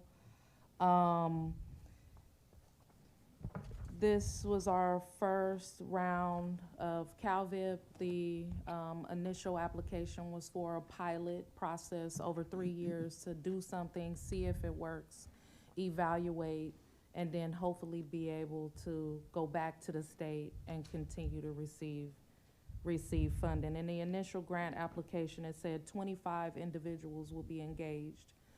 I think you all came in like a year later. You were not the first initial pick to partner with the city, so we got off the ground a little late. Correct. So I'm assuming that the partnership between ODAT and the city of Antioch under the California Violence Prevention Act funding to fund violence intervention and prevention in the city has been about, what, 2 years? About 2 years. We've been fully staffed for a year and a half. It's been about 2 years. You've been fully staffed for about a year and a half, engaging 19 individuals with the initial engagement number to be 25 individuals. With the CalVIP contract being requested for an extension to December of 2026, do you believe you will meet the number of the 25 individuals? And given the short time frame to provide services, how successful do you believe you could be with those individuals?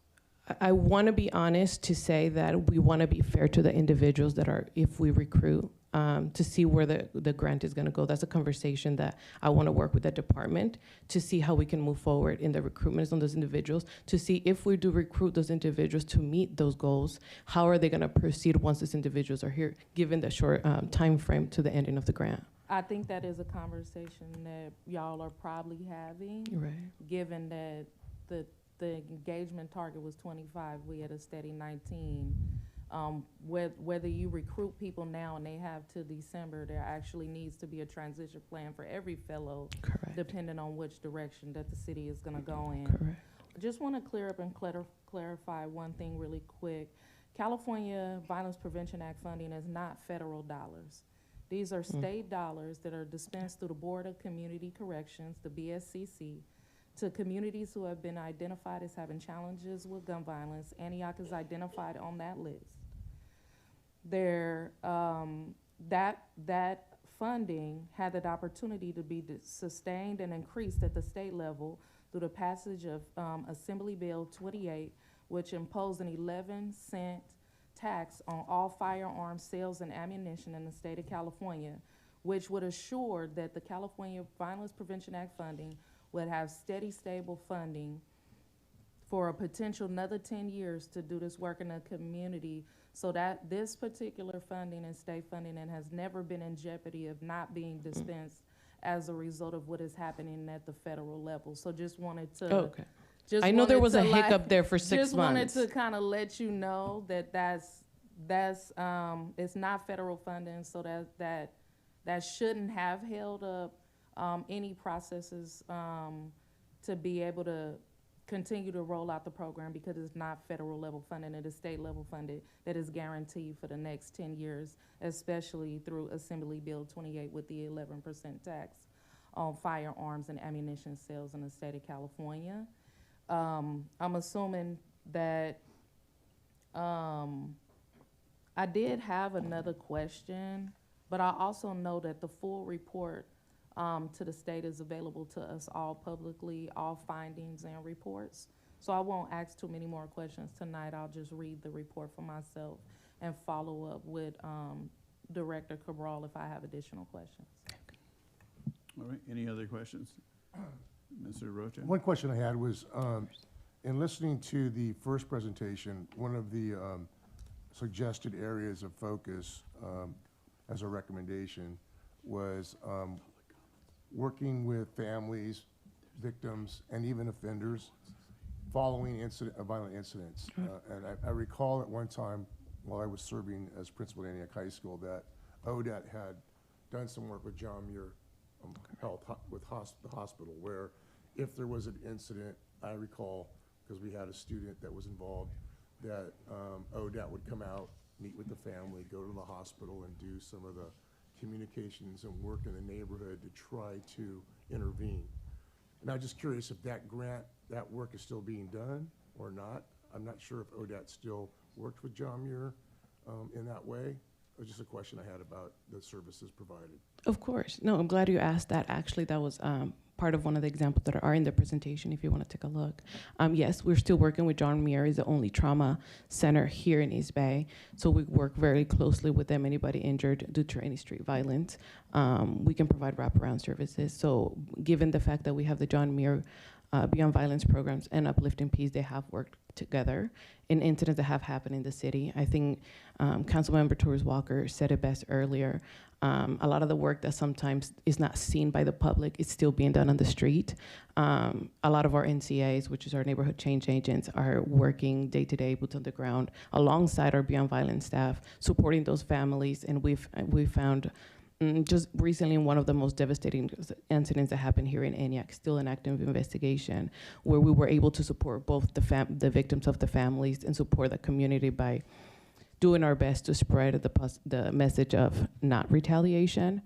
It was a very intense time for One Day at a Time, working with both the victims and trying to stop retaliation. But yes, we still work. We also, just like any other program, have challenges in those areas because resources are so slim in this side of the Bay Area. But we do work with both victims, and we do our best to stop gun violence. Thank you. That was my recollection. Of course. Yeah. Is this gentleman an NCA? Yes, let me present him. Can we hear from you about the work you do in the community and what you've been experiencing out there? This is John Mixon, I believe. John Mixon. Go ahead, introduce yourself. I didn't come prepared for this, but how you guys doing? I'm John Mixon, and what was the question? What is your title? What do you do? What is your experience? So my experience is, as far as gun violence, as she said, we do the best we can to try to prevent as much as we can, but to be honest, it's a little bit all over the place. You know, you can't really stop everything. You can't put Band-Aids on, you know, when somebody is profusely bleeding from all over, you know, so that's what we're dealing with, you know, and you can't prevent everything. You know, you can do the best you can to stop it from over here or try to get ahead of this, but, you know, you can't stop somebody's brother, somebody's first cousin, somebody's best friend. So, you know, you try to do the best you can, you know, and some people want to hear it, some people are open to the message, some people don't care. Thank you. One thing, just want to make sure that you all are participating in the regional conversations with other departments of public safety and their NCAs and outreach workers. I know that there is a cohort that meets Oakland, San Francisco, Stockton, and talk about strategies and engagement. Are you all involved in those conversations? Yeah, absolutely. I know that we went to, there was one that we were invited to. I've been also involved in those conversations. I would like to, when I'm there, y'all not there, so I don't know if we just missing each other, but I think understanding how you're working with other municipalities, given that we also know that there is a shared burden regionally around gun-related violence, and so hopefully the next time y'all come before us, we can know more about how you all are collaborating regionally to address the ebbs and flows of gun violence. So if somebody from Antioch go to Oakland or somebody from Oakland come to Antioch, like, people are also relocated. So how are y'all communicating with street outreach workers and people providing services in Oakland when somebody is a victim of gun violence in Oakland and they relocate them to Antioch? How do we know when they get here? How do we know what type of support they're gonna need? And how do we know that the violence won't continue once they come to our city after being relocated? I also saw that you said y'all did a relocation.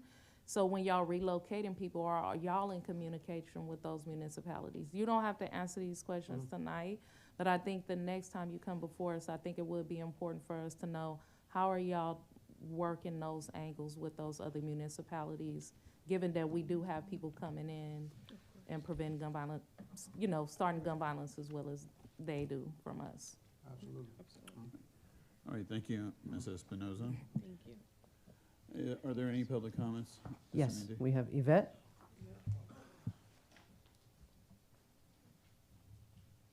Welcome. Thank you. As the conversation around the SROs and the police, I actually don't have an issue with SROs. I do have concerns about how they communicate to our children. I think people forget the easiest character trait that you shouldn't have to train someone is to be nice and customer service. It's the gift that keeps on giving, no matter what your background is in. When I grew up, we had yard ladies, and they also served like another mom or another dad. And I'm thinking if you guys could actually put out some advertisement and see if you can get some parents to volunteer to work the yards and build relationships. You never know which kids don't even have that much at home. I'm looking forward to the community center being opened in the Sycamore. That will definitely build a different relationship between the community and the police. This time I don't have a lot to say. Thank you. All right, thank you. Any other public comments? Not seeing any. No further public comments. Ms. Scott? All good. So, ladies and gentlemen, we're going to take a 10-minute break and reconvene at 9:03.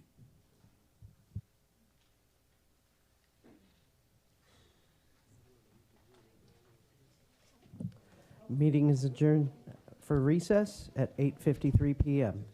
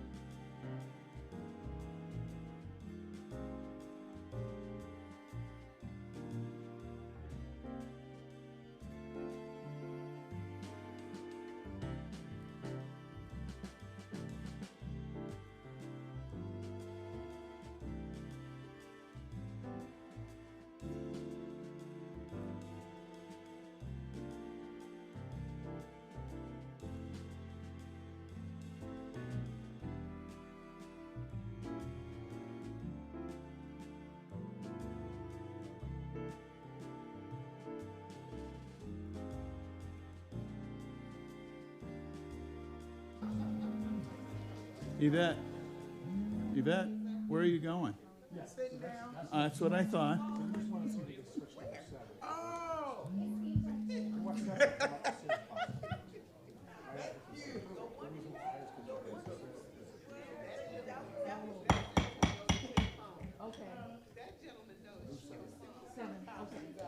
All right, ladies and gentlemen, the Antioch City Council has convened.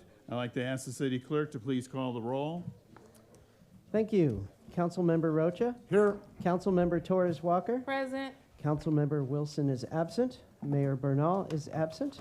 Mayor Pro Tem Freitas? Present. Thank you. We have a quorum at 9:04 p.m. All right, I'd like to go back to City Manager Scott. Is there any last comments with regards to the presentations? No last comments. Okay. So earlier, we had a little issue with regards to proclamations, and so now I understand that we have all the representatives here, and so what I would like to do is to first call up Dr. Patton to please come forward and to receive the proclamation, and we will be taking pictures, so council, if you can please come down. Ms. Scott.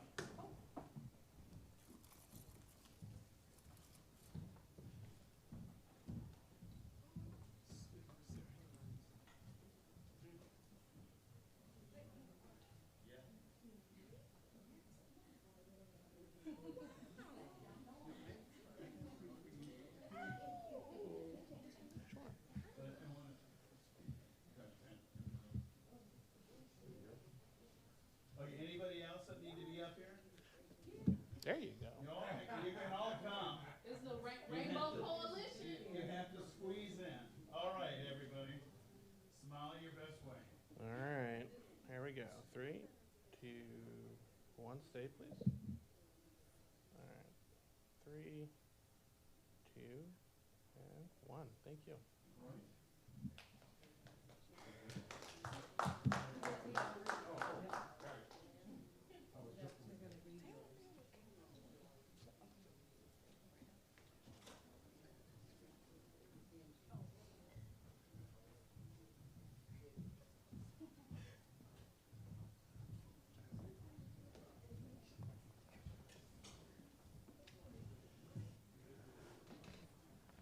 All right, earlier, the city council approved the proclamations. The representative is here with regard to human trafficking. And so I'd like to read the proclamation. So, Human Trafficking Prevention Month, January 2026. Whereas human trafficking is a form of interpersonal violence and a crime in which force, fraud, coercion, or similar means is used to compel victims into commercial, sexual, and labor exploitation, affecting individuals of all genders, races, citizenship status, ages, and backgrounds. Whereas human trafficking can happen to anyone. Certain populations are at greater risk, including people affected by abuse, violence, poverty, unstable living situations, or social disconnection, as well as those systematically marginalized or discriminated against.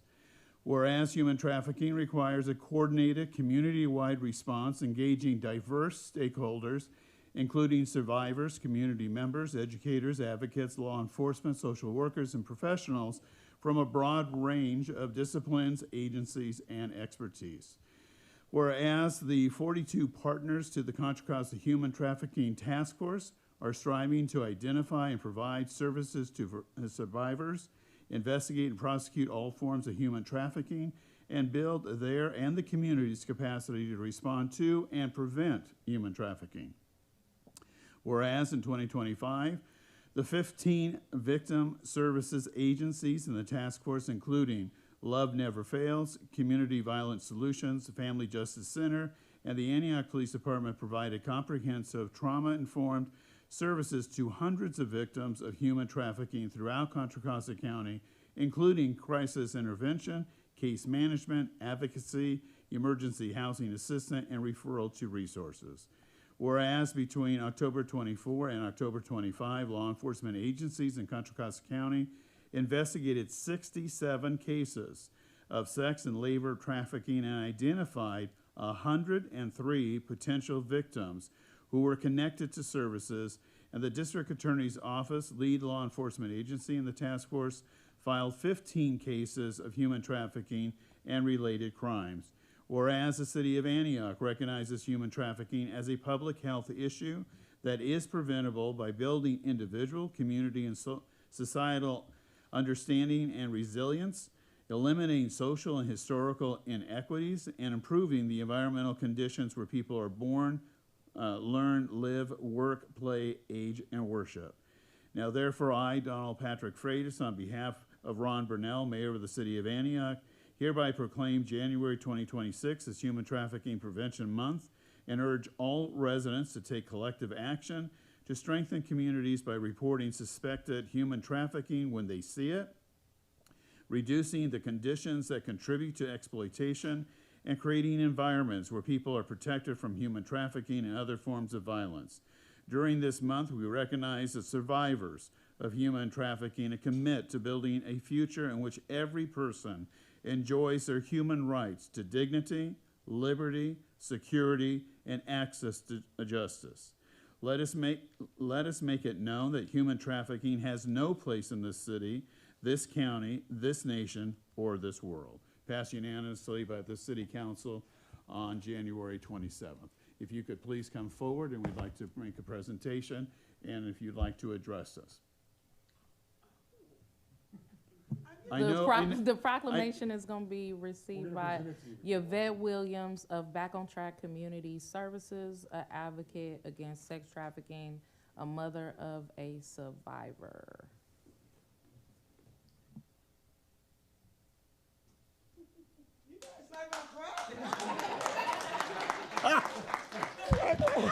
I need to go out, come back.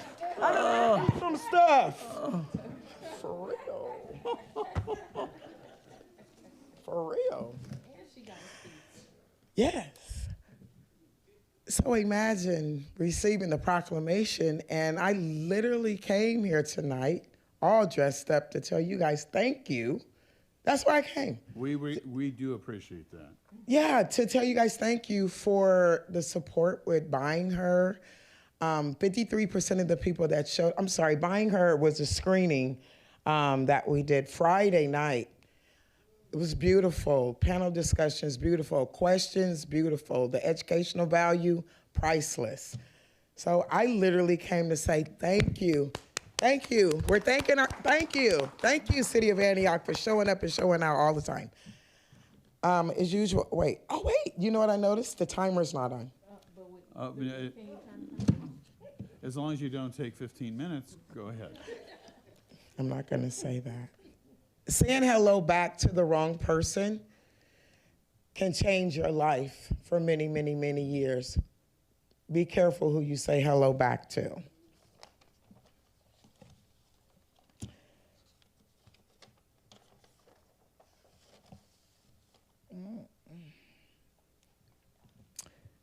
There's no particular demographic that's safe from being trafficked.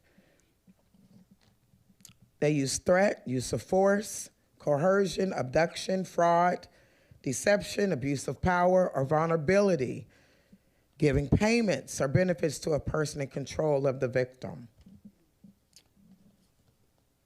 A Romeo or a lover boy method.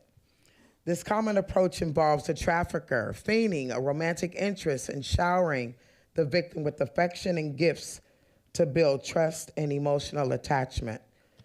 This particular recruitment method is used on our most vulnerable community members, our foster children. And I'm talking to our foster parents. Be mindful, get help. Our children should not walk in with their hair done, their nails done, and new shoes, and you know nothing about it. Be mindful of who our children are playing with online.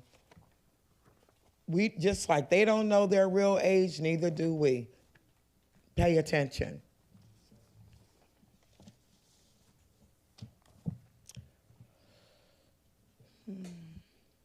I was not prepared for this, you guys. I will say this.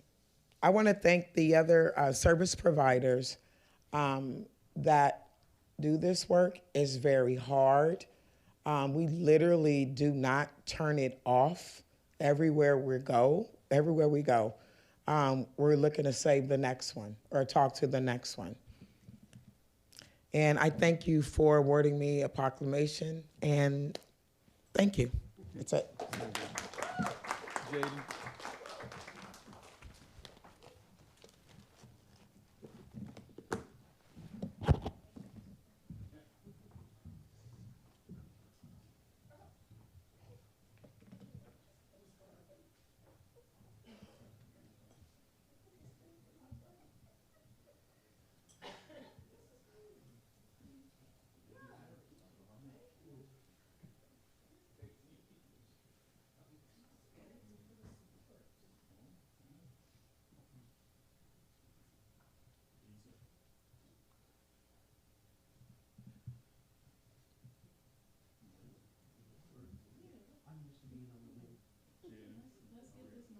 Yep, no, you guys are great. Okay. And 3, 2, and 1. Thank you so much.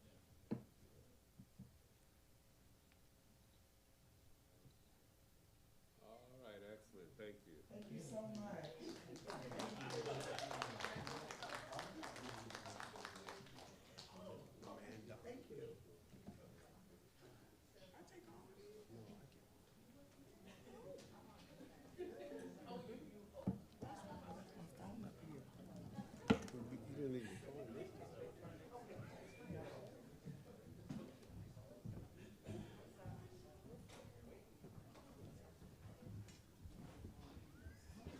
All right.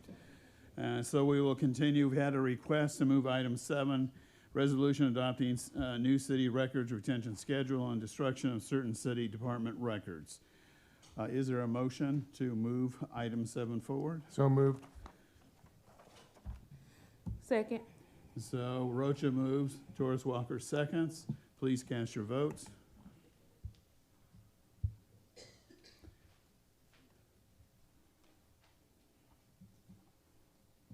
Motion passes 3-0. Thank you.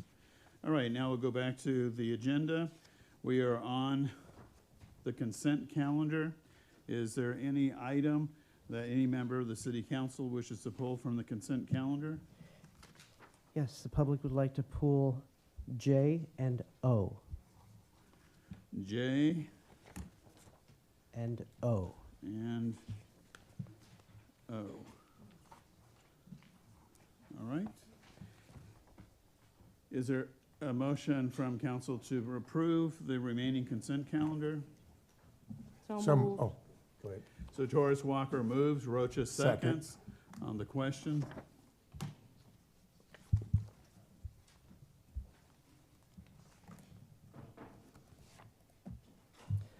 Motion passes 3-0. Thank you. So we'll now move to item number F.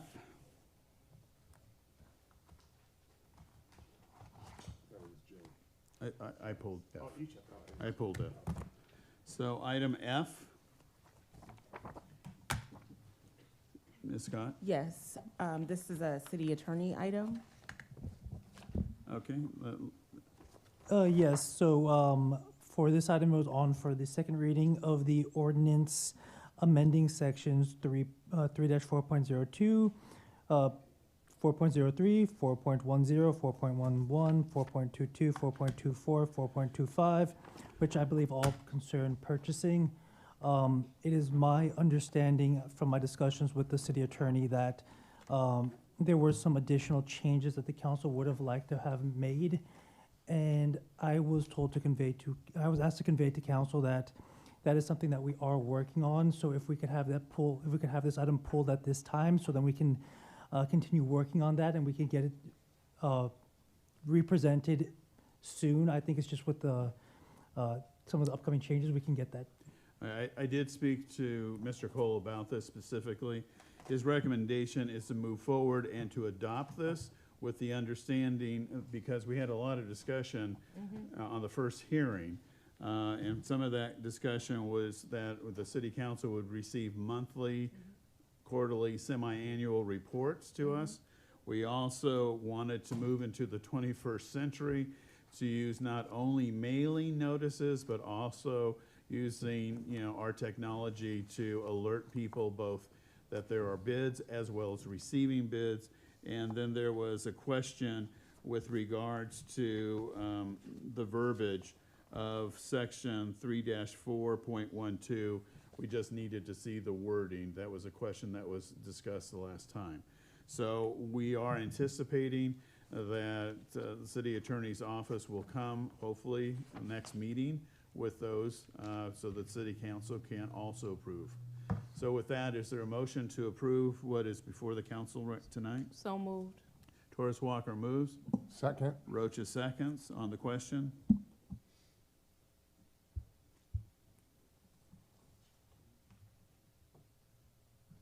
Motion passes 3-0. Thank you. The next is J, increase the contract for neighborhood traffic calming. Yes, thank you so much, Mayor Pro Tem and Council. Is this a question that you all have? Do you want the full presentation? Who pulled this item? I don't know, who it was pulled by the public? We just have a public comment. Well, is the case? Yes. You don't want a presentation from staff first? No, I'm very aware of traffic calming because it was approved 3 years ago. So I'm using my public comment to speak on traffic calming. In August of 2023, Antioch approved traffic calming improvements for James Donlin Boulevard and other streets in our neighborhood. And according to the city capital improvement planning documents, which I looked at, the James Donlin part of this project is budgeted and certainly shows an estimated project completion of 2027. But there's no formal construction start date, has not been published yet, so I would like an update to that because completion is 4 years after approval, which seems kind of lengthy to me. And I know we've had staffing problems that may have contributed to that. But I would kindly respect if we're spending more money on it, that we can expedite James Donlin. I do want to mention that I've also noticed APD has been on that street and has calmed some traffic. We've had less fatal accidents. And if we can't speed up the process, is there funding for the police or whoever's doing the traffic to continue to do that until traffic calming construction begins on James Donlin? Thank you. Mr. Bunting.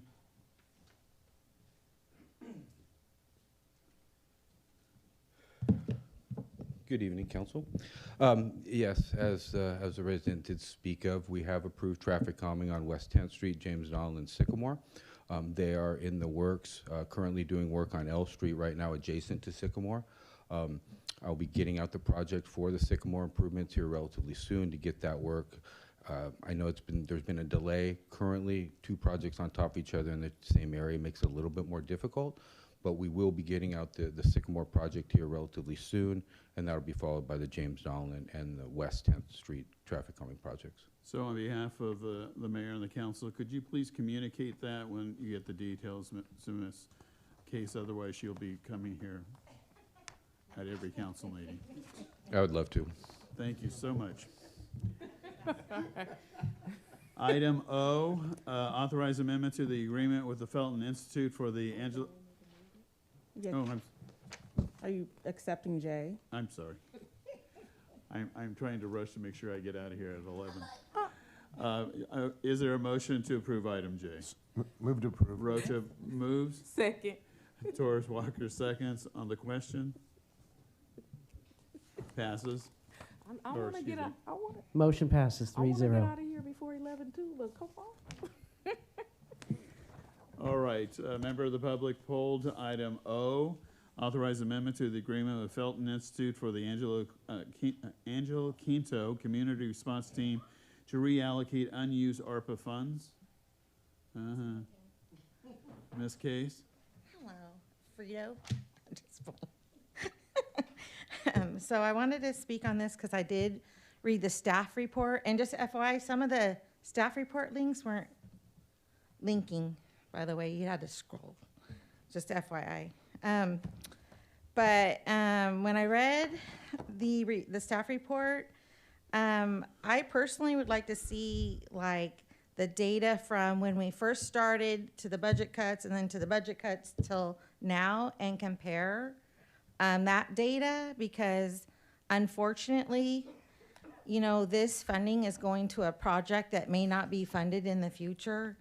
And I also noticed that staff said they considered other things, but they weren't specific in the other things they researched on this, the ARPA money. And so I was just wondering, basically, what other things were researched, because I was thinking that maybe we could help out our small businesses, which would be a long-term thing, like facades and stuff like that. I know you can do that with ARPA money. Helping with our homeless situation for warming centers is like another thing we could do. So I was not privy to the staff report of what other things they considered. So if you guys are concerned, I think a discussion is warranted around that. Thanks. All right, thank you very much. Okay, Mr. those are- Becker? Okay.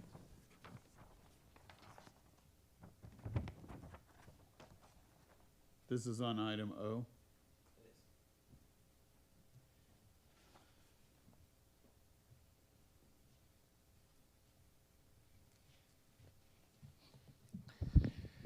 Thank you. So listening to all the presentations and conversations tonight, seems like it's about aligning resources and programs and responding to the community's needs holistically, right? All of those wraparound services. And so, I guess once again, I think my frustration here is that here we are, like, throwing ARPA dollars at something to fill a budget gap that really wasn't talked about or addressed. These ARPA dollars were never really talked about or addressed as far as where they initially were going and then where they could go. And what's confusing to me is that you have an organization that shows in their report that they're working primarily in one area. You had other organizations here tonight talking about data that is primarily out of one area. Realistically, what could have happened with these dollars is you could have stood these up against a home key project through Prop 1, where these $400,000 would have gone as an operational match for this crisis response team to provide on-site services to the individuals with that low-income housing need and that mental health, behavioral health crisis response intervention need, and it would have had a one-to-one match. You would have taken these $400,000 that were given to you by another government entity, you would have put them up against that home key, and they would have said your $400,000 is now $800,000. And you could have then gone to the 20 different condos that are for sale right now in the Sycamore corridor directly. And you could have applied for home key grant dollars to buy those units, take them off of the speculative market, convert them to affordable deed restricted 55-year program units. You could have then also sold them to those low-income individuals and given them affordable equity stake, while at the same time carving out a space in the Sycamore corridor directly attached that this organization could implement services for those residents and residents surrounding. You all know that I have been working home key directly. So my curiosity is, why do we pay all of these other consultants exorbitant dollars, but nobody calls me? Or more importantly, nobody thinks about these opportunities that are sent to your emails as well as mine.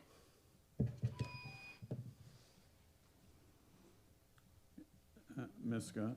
Yes, just thank you so much. In terms of the ARPA funds, there's only specific eligible projects that have already had to exist prior to 2024 that they can be converted to. So there's another project that ended the funding. So it was a use it or lose it. So if we don't go to what was already approved under the ARPA guidelines and in existence prior to 2024, the money would have gone back to the government. And I just want to make sure that people know that when you use ARPA funds, so for instance, we bought the 800 building.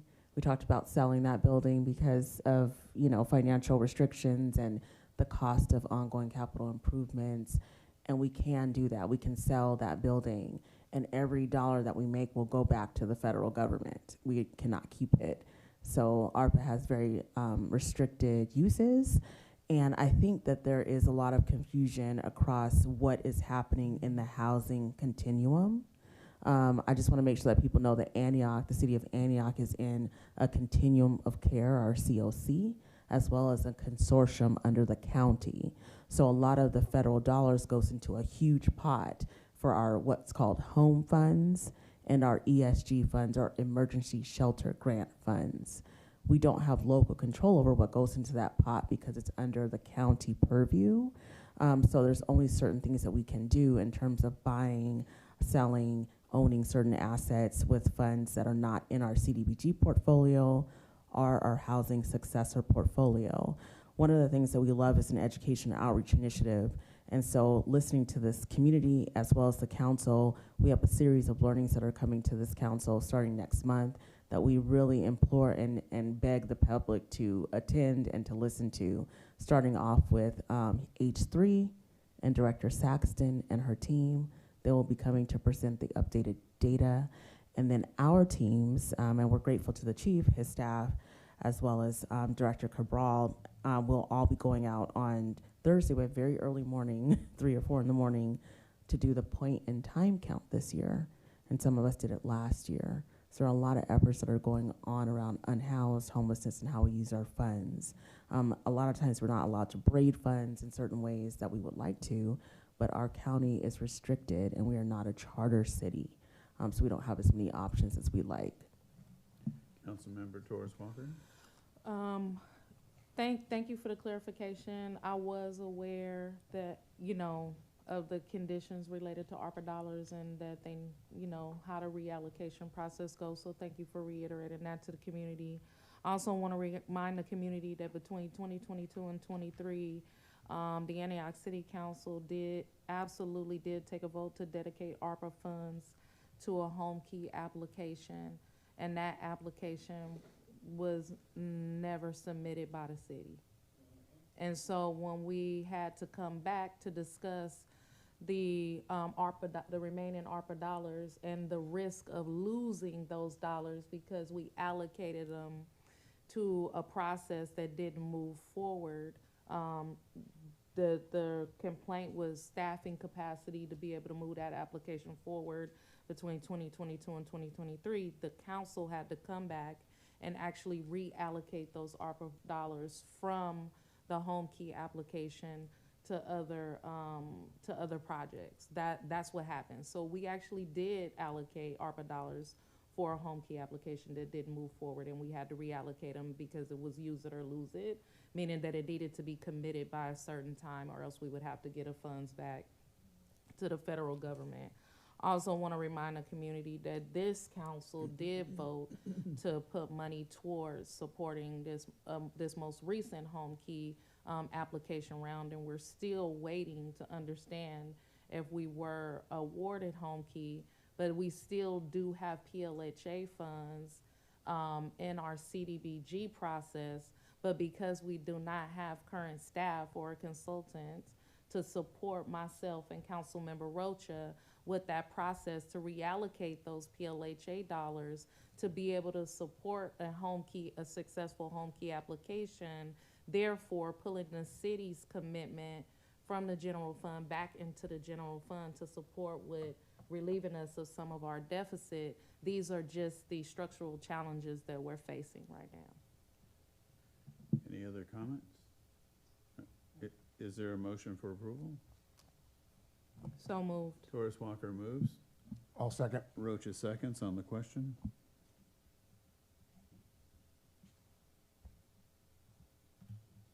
Motion passes 3-0. All right, thank you. Okay, we moved item 7 up. Item 7, resolution adopting new city records, retention schedule, and destruction of certain city department records. Ms. Scott? Yes, thank you so much, Mayor Pro Tem and council. I believe we have someone, our consultant on Zoom. In your packet, you'll see that we are moving to update our records retention policy. The records retention policy has not been updated since 2008, causing, a little bit of consternation, some backlogging, space constraints, and increased risk. So the staff report is pretty clear with regards to how changes in state law, technology, litigation standards, and public expectations require these periodic reviews and updates, as well as modernization of our records retention practices. One of the great things about our assistant city clerk is her RFP process got us one of the best in the United States. So Diane Gladwell is a master municipal clerk, which is a very hard distinction to get, by the way, I looked it up, who has developed records management programs for over 200 California special districts and cities. Mrs. Gladwell was a city clerk for 6 years and has an excellent knowledge of government operations and document imaging. She is recognized as a leading expert in records management and has an excellent knowledge of the industry, products, and vendors, as well as hands-on user administration, experience with many systems. She's also award-winning. I looked up, you've won many awards. She's the author of several publications on record management, business process reengineering, and document imaging, and is a noted speaker in many distinguished associations. And she's here to tell us about what we're gonna do. I asked for this process to be expedited because we're going to update old municipal codes, practices that are gonna help streamline our service delivery. So welcome, Mrs. Gladwell. Please tell our council what you are planning on doing. And I wanna say thank you to our directors who reached out and got their parts to you very quickly. Welcome. So thank you, and thank you for the council for hearing this item. It's very important to government. Number one, it identifies who keeps an original document and make sure it's preserved. You don't want your historical records thrown out accidentally, and this prevents that. You get clear roles and responsibilities, so you eliminate a lot of duplication of effort, and we're compliant with law, and that's very important for the city. And I'm here to answer any questions you have. Just a comment. I'm a lifetime member of the Antioch Historical Society and served as its past president. And I can tell you, if you have never gone into the city clerk's vault when it was on the first floor and pulled some of the records that were done 100 years ago, they were done in pen, and the penmanship is the most extraordinary thing you have ever seen. And so I was a little bit alarmed as I read this about the destruction, of some of these documents. So I spoke to the city manager about this, and I contacted the president of the Antioch Historical Society, Teresa Court, and I specifically asked her if the Antioch Historical Society would be interested in receiving and protecting some of these historic documents, particularly the first meetings of the city council, and the documents are incredible, and it would be an absolute disaster to have those destroyed. And so I know we would have to work with the Antioch Historical Society, but I hope that the city manager and appropriate staff meeting with the Antioch Historical Society, that we sit down and we talk about this, because I'm very concerned about preserving and protecting the history of our community. Right, and those records are identified as permanent. That's one of the purposes of this, is to ensure that if it's a permanent historical record, it is preserved. And we did meet with every department and reviewed everything and ensured that it met their business needs and their desires to preserve any historical records. And all those, minutes, the agenda packets from the council are permanent. And that's one of the things that we did when we met, because that is a fundamental purpose. Okay. The other is that I realize that each department in your discussion the department head actually makes some determination about the original documents. And so I'm just curious, are those documents retained at the department level, or will they be centralized and retained at a central location? The city has operated in a this is an excellent question, incidentally. The city has been operating in a decentralized manner for many years, and that is the trend in the industry for all cities. And so we retained the decentralized structure, but we met with each department. So like all the invoices are going to go to finance. So it is more of a hybrid, but every department knows what records they're responsible for retaining. And what we don't want is a kind of what we had before, where it's not clear and one department could throw it away thinking finance is keeping the original and finance thinks the other department is keeping the original. And this provides that clear role so that won't happen. Yeah, and in addition to that, you all appropriated funding for a records management coordinator position to sit in the clerk's office. So outside of, unless Mrs. Gladwell wants to stay forever, that position is the kind of steward of the records with regards to keeping them. Also, this is just step one of a very long process because we have to move now to going through every piece of paper in the city since 2008 and figuring out where to store it, which we're hoping the Antioch Historical Society helps us with some of the minutes. But there is a storage issue that has to go. We have to laser fiche and PDF things, image things. It's a huge process. This is just the first step to get the record, the law corrected, the records retention policy updated, and then we have to move to many different phases of getting the city back on track with every piece of paper in the city. Just philosophically, I'm not a supporter of decentralized. I do think having centralized location is preferred because a lot of times documents can be changed, or forgotten or misplaced. And so that is a concern that I personally would have, which leads me to the other question. If this is going to be decentralized, then I would hope that semi-annually or annually a training program is provided and there is actually sign-off on the procedures that each department would have to use to make sure everybody is consistent and that all of our records are protected. Yes, that will be the next consultant. That actually is correct. So every department has what's called an office of record, and they know they're responsible for retaining that original for its retention period, and there's lots of P for permanent in the retention schedule.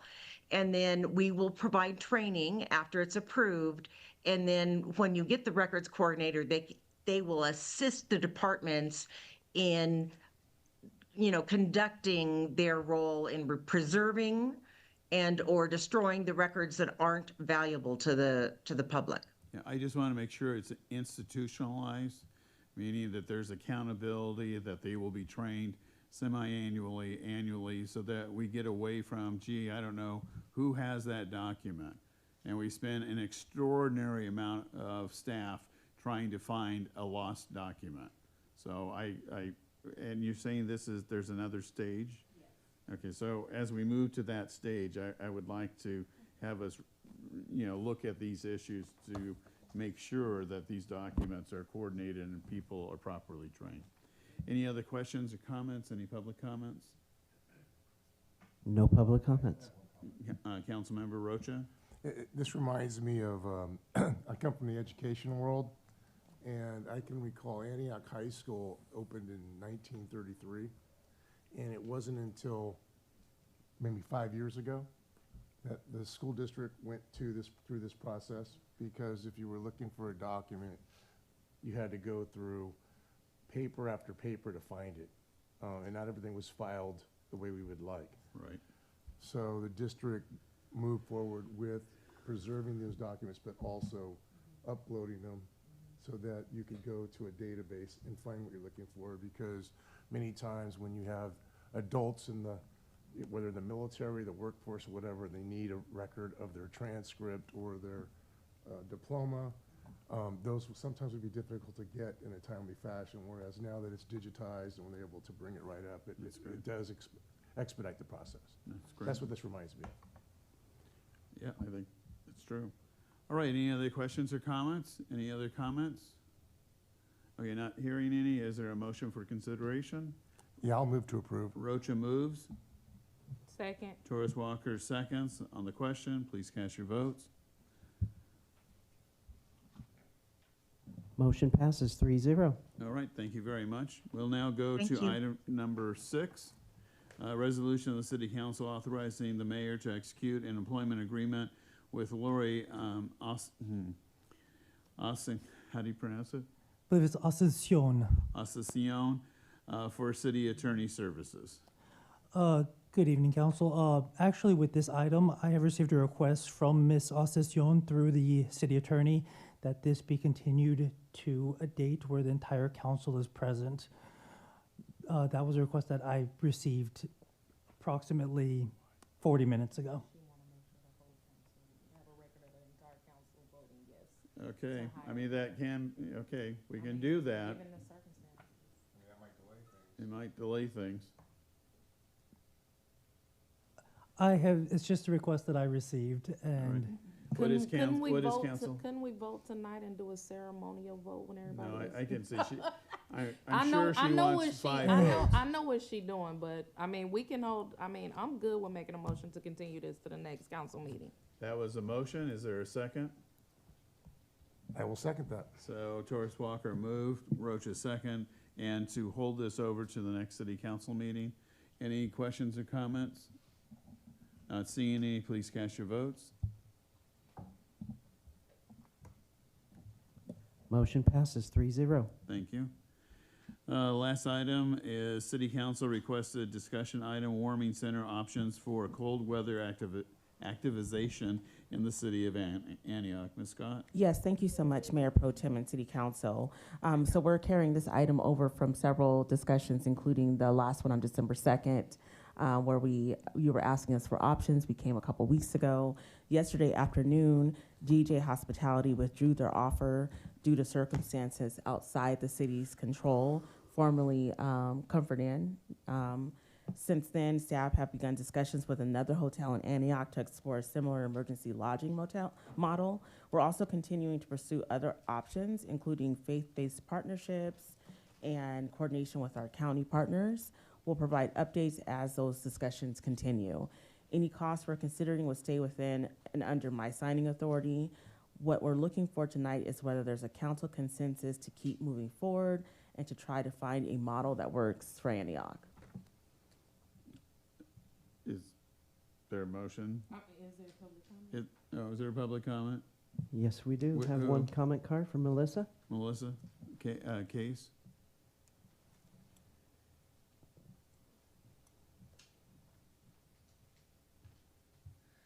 So I would like you to move forward exploring these options, and I know the city manager and staff are working very hard on this. What I also want you to consider is a more humane and scientific way than how the county operates. And I want to give you some historical temperatures. December 2025, there was between December 1st and December 10th, there were 5 nights that were below 40 degrees. From December 11th to the 20th, 6 nights below 40 degrees. December 21 through the 31st, 7 nights were at or below 40 degrees. This month in January, below 35 degrees was January 2nd, January 13th, and January 14th. Between 35 and 39 was January 1st, 3rd, 12th, 15th through the 21st and the 23rd. And exactly 40 degrees was January 4th, 22nd, and last night. So in January, 1 through the 4th was below 40 degrees. And again, 12th through the 23rd below 40. And today was just at 40.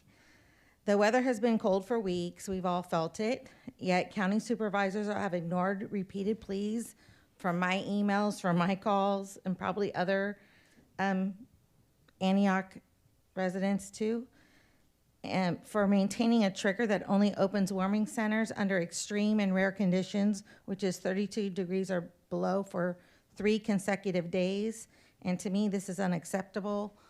on a humane level and a scientific level. So I'm just requesting that Antioch once again lead with humane, because I think you guys have, this council and the past, once again lead with humane science-based action while the county continues to use their data to pretend that data and human lives don't matter. My emails to my supervisors went unanswered by them directly, shuffling me off to non-policymakers. And I hope that they see this public remark and it'll jog their memory that winter is actually cold and people need help.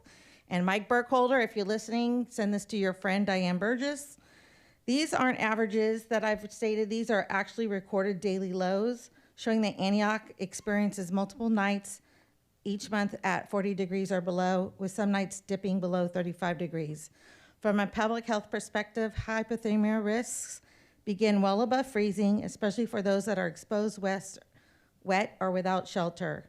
Nights in the 35 to 40 degree range pose real and immediate threat. Waiting for extreme sub 32 Fahrenheit events leaves people to freeze while the county twiddles its thumbs and misuses our tax dollars to not help part of our county, and I hope that does change.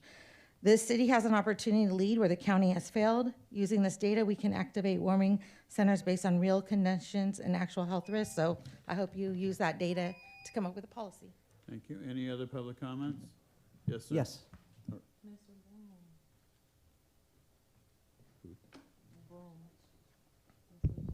Good evening, Council. I just want to speak a little bit. For the record, could you identify yourself? Yeah, this is Alexander Broom, like you sweep the floor with. Thank you. I just want to speak a little bit more to the science of cold. 32 degrees is cold, but the fog that we've had has a capacity to absorb the heat from the body at a rate colder than freezing, right? When we have that level of humidity, this recent weather pattern that we've had with the dense fog really feels more like 19 degrees at, Truckey's elevation. It has the ability to pull so much more heat out, and that's what makes it dangerous. That's what induces hypothermia, right? So I do want to acknowledge the I think valid concern that our residents are out here, but also add that it taxes community resources, right? When unsheltered folks have to have outside fires to stay warm, that taxes our fire prevention district, right? And that takes them away from answering other calls. So I would hope that this can push forward that need. Maybe it's using our community centers, which have HVAC throughout the night. Maybe that's coordinating nonprofit groups for the CDBG to get volunteers to come in and rapidly respond to those cold weather situations faster than the county can. I'm thinking that there's a lot of solutions around, but it really genuinely is cold, and it does affect a lot of our unsheltered people. Thank you. Any other comments? Not. Nope.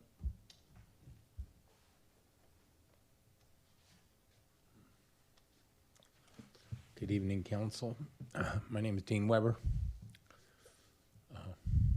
Came to the last council meeting before the end of the year, and we pushed this thing until 12:30 at night, and there have been a lot of cold nights. I have hot soup in my car right now. We probably served 400 hot cups of soup during this time, and we reach out for resources through some of the other resources that we have in the city available.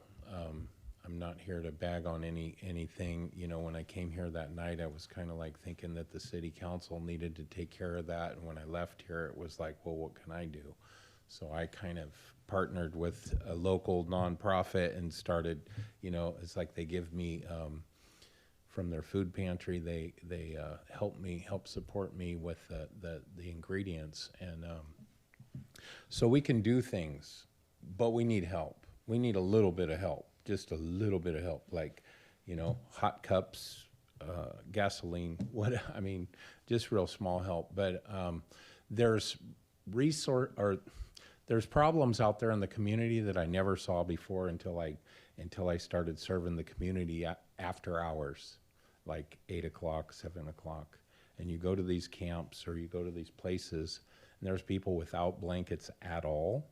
And so you reach out to some of the resources that we have, and they're out of supplies. So, you know, there's a lot of, you know, hands and feet moving parts of the, you know, resources that we do have that are not working. Tonight we served a man some soup, and he said he wanted help. And hopefully we're gonna get him to a detox tomorrow. And you know, this is a win for the city, because it takes one person off, and it, you know, those people become advocates in the city for what transpires later. So, you know, I've been reaching out. I'm working with a small nonprofit that's down the street here that operates and serves like 14 men. And, you know, we heard earlier, you know, 19 people being served, you know, in this thing. But it's very small, and they don't have a lot of resource, and they, you know, need help. So we want to partner, and I love this thing that's happening at the water park, that, you know, a think tank that we can get together and talk. We can't just have a conversation in here and leave for 2 weeks and come back here and try to get something done. It's like we're kicking the can down the road. Thank you.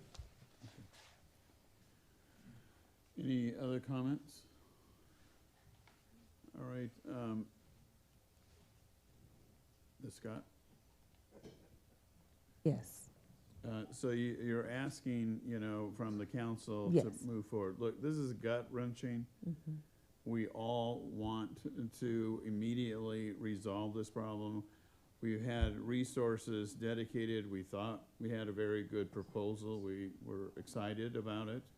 And this is just a very, very difficult situation. So I think, you know, the time is to be more proactive versus reactive, because summer's coming, and 110, 115 heat can also be, you know, damaging to humans. So I think that we need a more proactive approach. So the question you ask of the council is, should we move forward?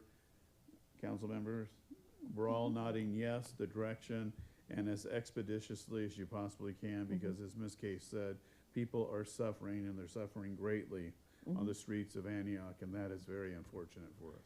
Yeah, and so we'll keep going, and I just want to make sure that you understand the point people on this is Chief Addington and Director Cabral, so they're working as hard and as fast as they can.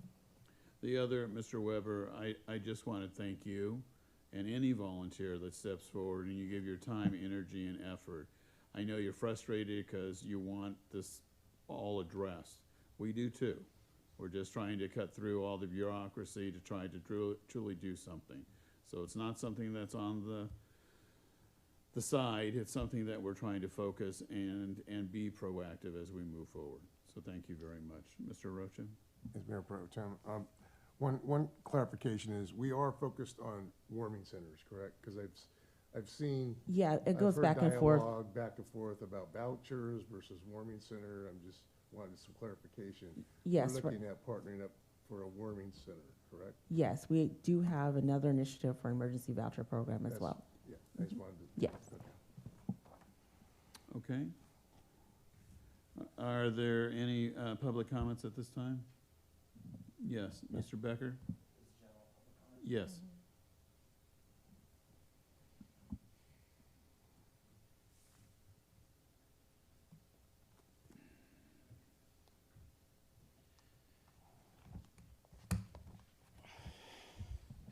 Thank you. So it's hard for me to get down to City Hall, aside from these council meetings. And with all the emails and my private work, it's hard for me to bug city staff all the time in email. So, you know, I like to just call and talk to city staff, and city staff will tell you they know, because nine times out of 10, they recognize my voice. But what's concerning is that I've been calling the community development department, the planning department specifically, twice a day for the last 3 weeks, and have never received a response. Nobody has ever picked up the phone.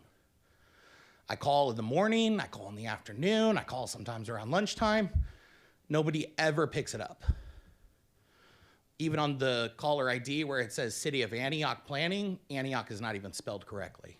I don't know if that's a Google issue or a phone issue or what it is, but my dentist name is spelled correctly when I call their office. The City of Antioch says City of Antioch. So the reason I called the Community Development Department Planning is because I'm genuinely concerned about our city. I drive through our city all the time, and I see non-conforming uses all over this city. I see U-Haul dealerships pop up all over the place. The church at the old 99-cent store there gets hit with the notice that you need to shut down. This is not allowed. We don't support this. Here's a red tag we're gonna put on your door. But then the old Osh, the owner told me that they are warehousing out of that, which when I look at the land use table is not even allowable use. So how did they buy that building and operate there for 5 years with something that is not even allowed? So then I started looking deeper, and I was looking at 3201 Wilbur, the old energy plant, right? The old power plant. Not the new one, but the old one. And I was curious because as I've been driving over the Antioch Bridge for the last year, I've noticed more and more intermodal containers stacking up there. The containers that you see in shipping yards or at ports that go on the back of trucks or come off of ships. But the confusion is that there are no ships that can dock there and offload those containers. So those containers are coming in on a truck and leaving on a truck because there's no rail access, which then makes that, by our land use table, a truck terminal. But then I'm confused because these containers are all thrown up against the PG&E building stacked 5 feet high. Con Global Industries, which is worth $800 million plus, has a business license here, but I've never found a conditional use permit that is supposed to be required for truck terminals. So I'm wondering, how does code enforcement miss the 700 shipping containers at one of our largest industry sites? And nobody at the planning department can answer the phone to answer this question, so I have to bring it to city council. Could you please, figure out what, or please investigate it and please get it corrected. Thank you. Any other comments? All right, I do want to go back to one item, and it deals with public works and probably legal. I received a phone call from Ralph Hernandez with regards to the civic engagement grant, item number 27, 333 Arts, $10,000, and it's to actually design 2 crosswalk murals. His contention is that that would be illegal. Now, I have seen other cities that have crosswalks. We'll follow up with you. Would you? Yes. Would you please? Yeah. I mean, so it's like I don't know. I talked to our if that Parks is and or Rec not. director, and we'll look into it offline. Okay, and let I you know. appreciate that.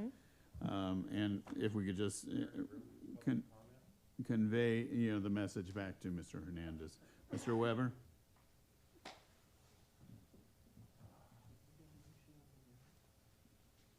There's nothing. I think it's an awful lot of money to spend on a mural for a street crossing when we have some of the other issues that we have going on. I mean, we have homeless encampments that are before the gate of the city, this, the arch or the entrance to the city, the grand entrance that we put. And we're gonna put a crosswalk that's a mural for $10,000. It looks like some of the other funding for the services or small grants would be more appropriate than a $10,000 sidewalk. If somebody wants to do some artwork for a charity or, give their talents, I could see that, but spending $10,000 on some art that cars are gonna drive over, it's kind of, what are we doing? Anyway, that's all I got. Any other comments? All right, Ms. Scott, anything else? Nope. Okay. Is there a motion to adjourn at 10:03? Do you really want to talk?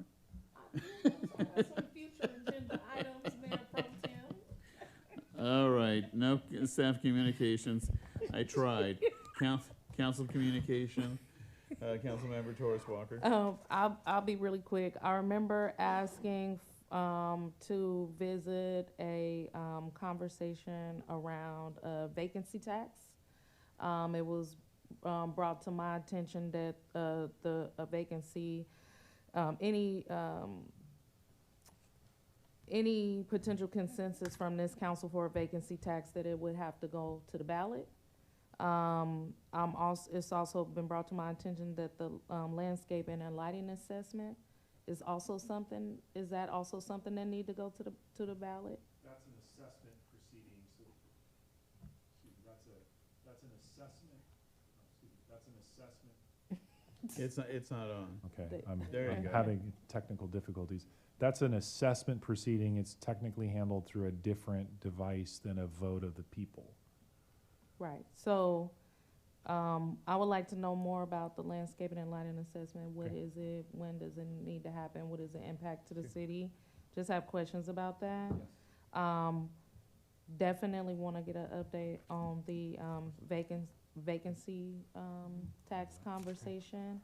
I mean, it is an election year. If we're going to pay for elections anyway, if we want to realistically consider blight, abandoned buildings, and the way how our community is looking, a vacancy tax might be necessary on large commercial property owners and housing developers.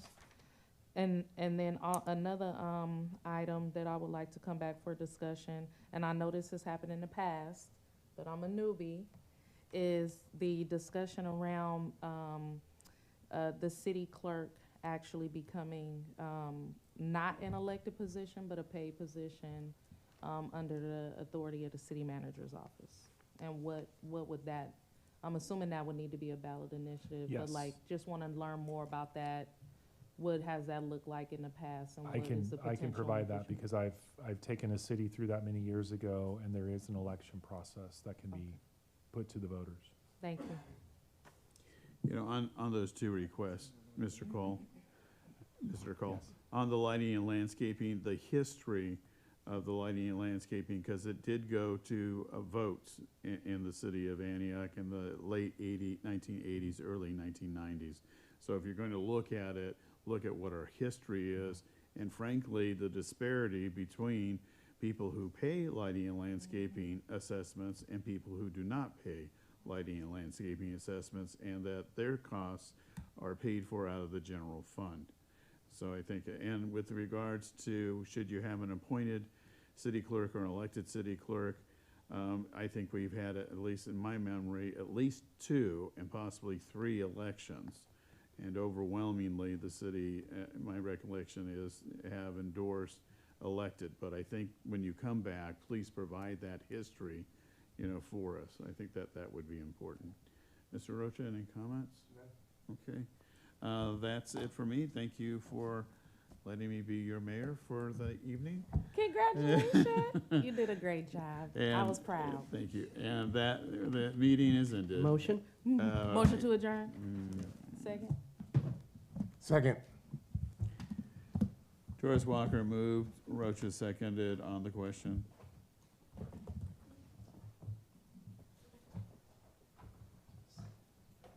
There we go. Motion passes 3-0. All right, with that, we are adjourned. Council has adjourned at 10:07 p.m. Thank you all. Good night. Hey, I didn't want to face her.